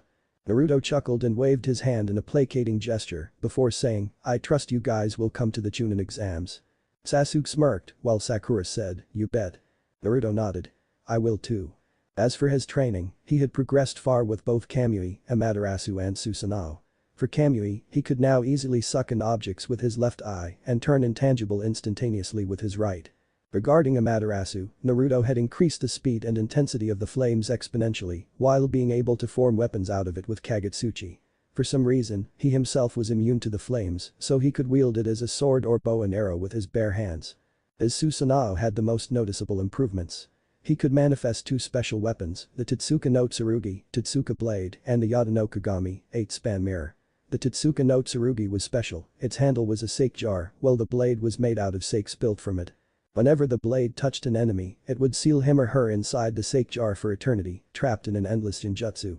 As for the Yata no Kagami, it was a shield made of all 5 elements, so any elemental ninjutsu attack will fail against it. Since it is also made out of the same material as the rest of the Susanoo, it is also immune to taijutsu attacks. Lastly, he was able to form the Asaka no Magatama as 3 Magatama linked by a single chakra thread or as several hundred linked by an interconnecting thread. That said, he could manifest legs for his Susanoo, though it was destabilized and could only go up to level 2. The humanoid form. He planned to stabilize the chakra and let it up to level 3, where there was plated armor and swords. Not to mention, he could manifest 2 extra arms and faces for his current Susanoo. When he achieved level 3, there would be a total of 6 arms. He was getting excited, but he still noticed a poorly camouflaged box following him. Naruto let out a sigh. Reveal yourselves. In a burst of smoke, the box disappeared and revealed 3 children, who were coughing.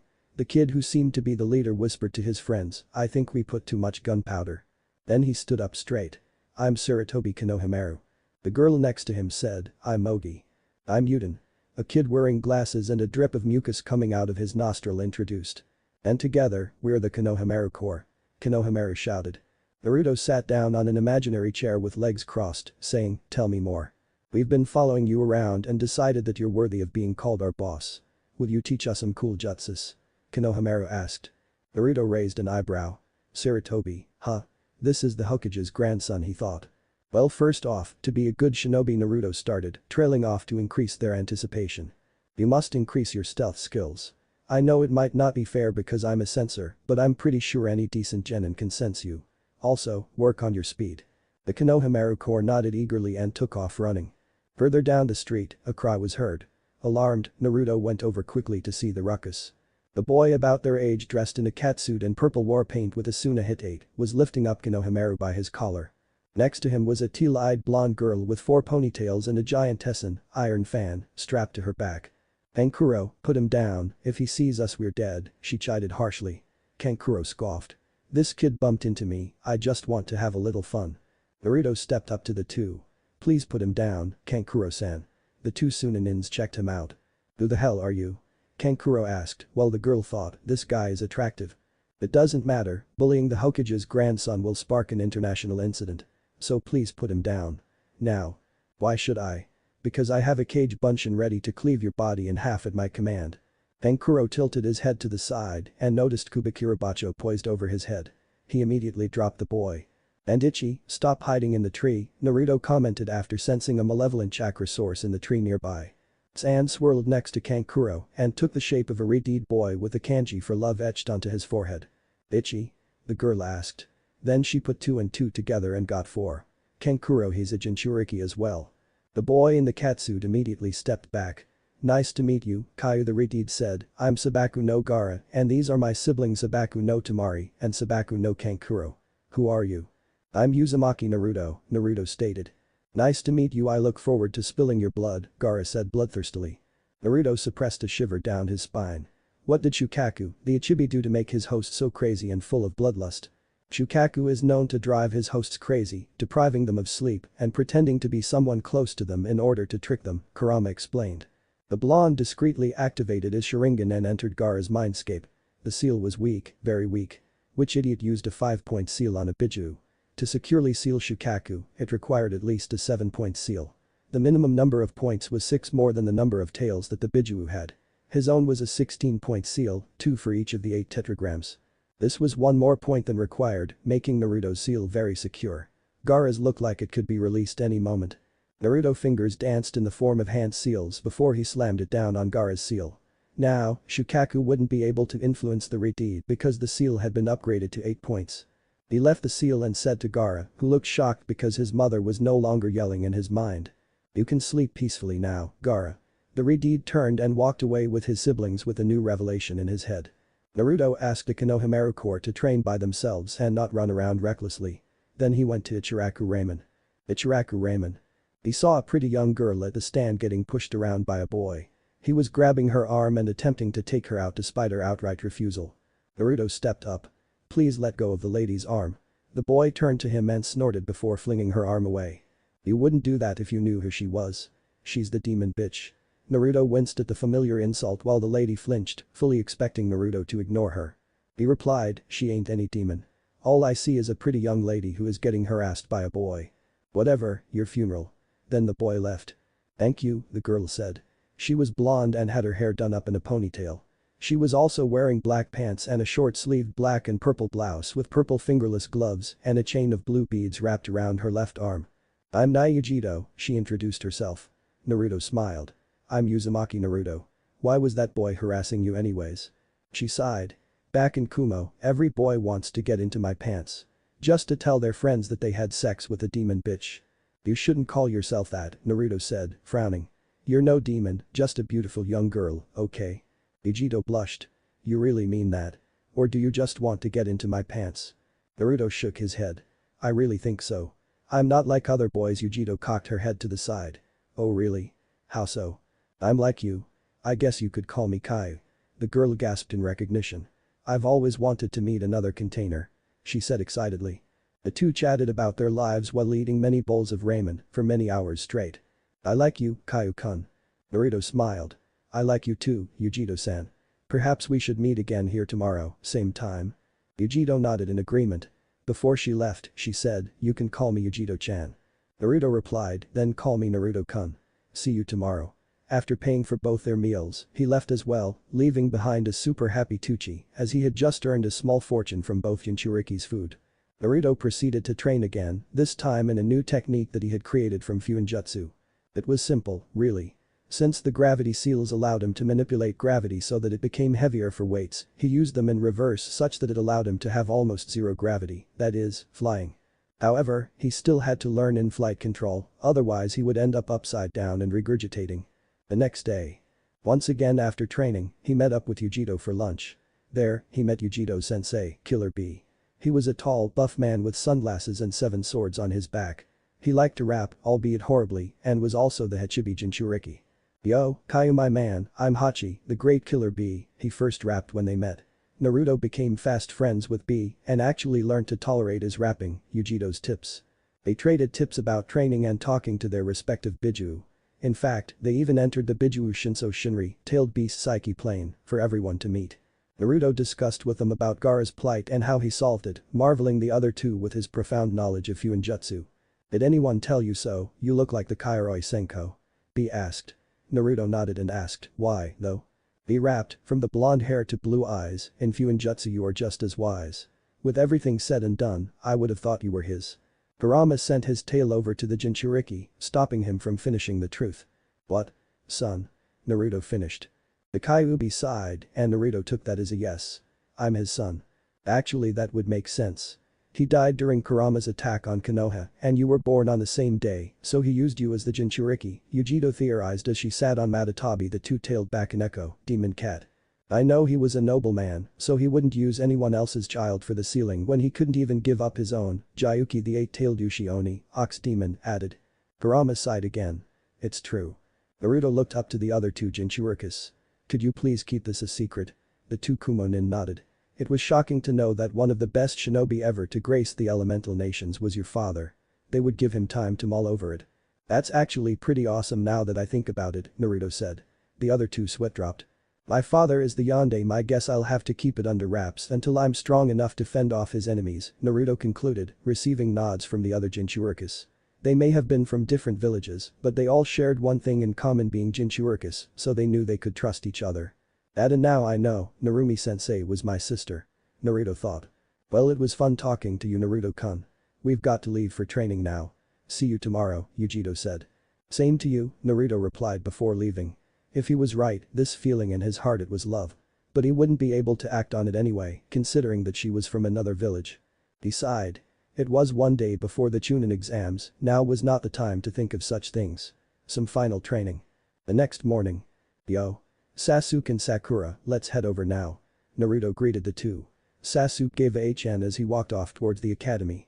DCH, Naruto ground out, sprinting towards the academy. When they reached the second floor, there was a large crowd around room 301.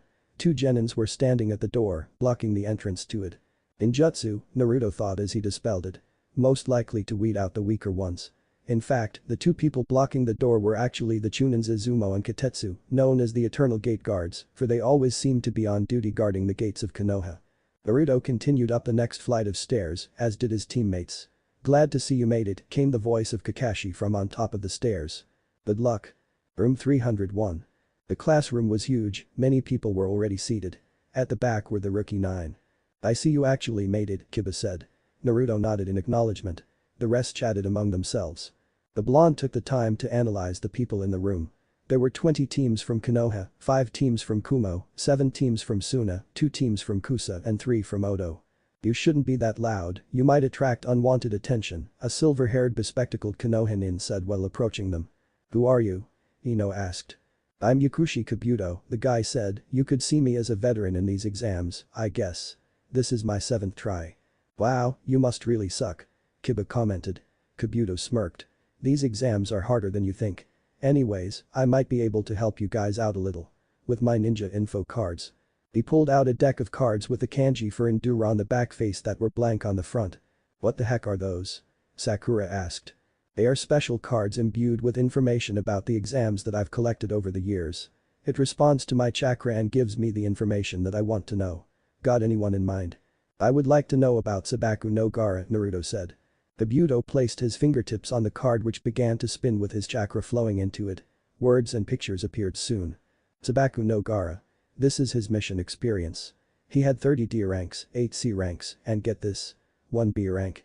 His sensei is Baki, and his teammates are Sabaku no Tamari and Sabaku no Kankuro, who are also his siblings. The 3 siblings are children of the Yondaime Kazekage. Interesting to note, he has come out of every single mission without a single scratch, Kabuto read. Uzumaki Naruto, Sasuke demanded. Naruto raised an eyebrow in response. Uzumaki Naruto. This is his mission experience. 60 D ranks, 20 C ranks, 9 B ranks, 6 A ranks and 2 S ranks.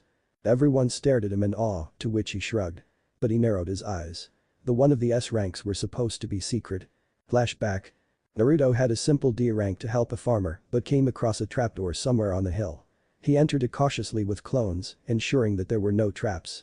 It was a tunnel leading to a whole underground laboratory with many chemicals and blood samples, notably of all the dead Hokages. The place smelt strongly of snakes. Naruto immediately contacted the Hokage, and later they found that the lab belonged to his old student Orochimaru of the Sannin. The mission was upgraded to S rank and he got payment for it in exchange for keeping it a secret. Present.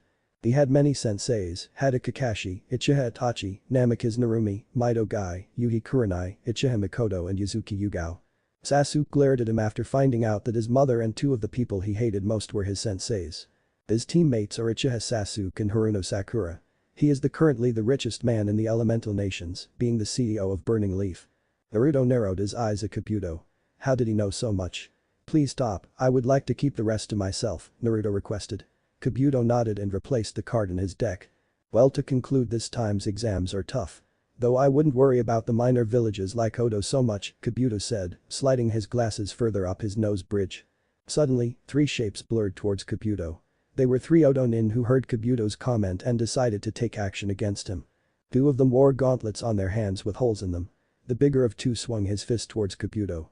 Naruto grabbed a bespectacled nin by his sleeve and pulled him out of the way successfully. However, Kabuto's glasses cracked and he fell to the floor, throwing up. Naruto furrowed his brows. But he missed unless the gauntlet the Odo-nin uses produces high-pitched sound from those holes and use them to distort vision and cause pain. At the same time, the frequency is so high that it cracks his glasses, so that's why they're called Odo, Naruto deduced in his head. Kurama was impressed, so he decided to give him an observation. Naruto, Kabuto smells like snakes. The blonde thought back to the mission that uncovered Orochimaru's lab. However, he didn't pull Kabuto out of the way because he wanted to save him. He looked down at the tiny piece of cloth that Naruto had ripped off of Kabuto's sleeve. It would be enough to provide Masaru a trail to track him later. Okay, sit down and shut up, maggots. Fighting is strictly prohibited. Save your spunk for the second test. Yelled a man who appeared with several other chunins. A smile tugged at Naruto's lips. The man was Marino Ibiki, head of Konoha's torture and interrogation. The chunins began giving out papers. Ibiki said, the first part of the exams is a written test. There are a set of rules. Firstly, you are graded in a point system. Everyone starts with 10 points. Answering the first 9 questions correctly will let you keep the points. A point is deducted for every question answered wrongly or left blank, 2 points every time you are caught cheating. This is very likely because the chunins here beside me will act as sentinels, watching your every move. A total of 5 times caught and you and your whole team will fail. Also, if any teammate gets 0 points, the whole team will fail as well. The 10th question will be given out 15 minutes before the end of the test. You have 1 hour. Hajime. The sound of papers flipping echoed throughout the room as the candidates began the test. The blonde's eyes scanned the paper quickly, determining them to be Jonin-level questions. What the hell were they doing on a Chunin exam test? Unless the objective was information gathering. Well, that wouldn't be necessary. Naruto's pencil hit the paper and began writing out answers. Now he was thankful that Narumi-sensei no, Nichan forced him to read those books. After he was done, he blew the test paper into his dimension to prevent others from copying it. Discreetly eyeing the room, Sakura was just like him knowing the answers, while Sasuke was using his Sharingan to copy the pencil movements of a Chunin disguised as a genin in front of him. Soon, 45 minutes passed. Right. The 10th question is going to be given. However, you can choose whether to take it or not, Ibiki said. Not taking it would result in you and your team failing immediately. And of course we take the question. Kiba cried. Ibiki smirked. However, if you take the question and answer wrongly, you will never be able to take the Chunin exams again for the rest of your life. At that statement, many teams gave up, leaving behind about 20. No one else? Ibiki asked sadistically. If we don't possess the courage to take the risk of this question, we are not fit to be Chunin, Naruto answered. Ibiki smiled and clapped. Well said. All of you in this room passed the first test. What? Came many candidates' responses. As the gentleman here said, it was to test if you had the courage required of a Chunin. Many times in your jobs, you will have to make risky decisions that might get you and your teammates injured or killed. Courage is having the guts to take this risk and accomplish the mission. But at the same time, courage is not recklessness. You want to accomplish the mission with as little casualties as possible. In the ninja world, those who break the rules are scum. But those who abandon their friends are worse than scum, Naruto finished. Ibiki smiled again. That smile quickly disappeared when he had to sidestep a ball of cloth that broke through the window and unfurled into a large rectangular banner with 4 kunes tied to it, one on each corner. The kunes planted themselves into the floor and ceiling, holding it in place as a kunoichi appeared. The banner read. The sexy and single proctor of the second test, Mitarashi Anko. The kunoichi stepped forward. Hey kids, I'm your proctor for the second test, meet at training ground 44, don't be late. Ibiki stepped out from behind the banner. You're early again, Anko. I just want to have a more little fun with them, couldn't I? Naruto was sure her idea of fun wasn't the same as his.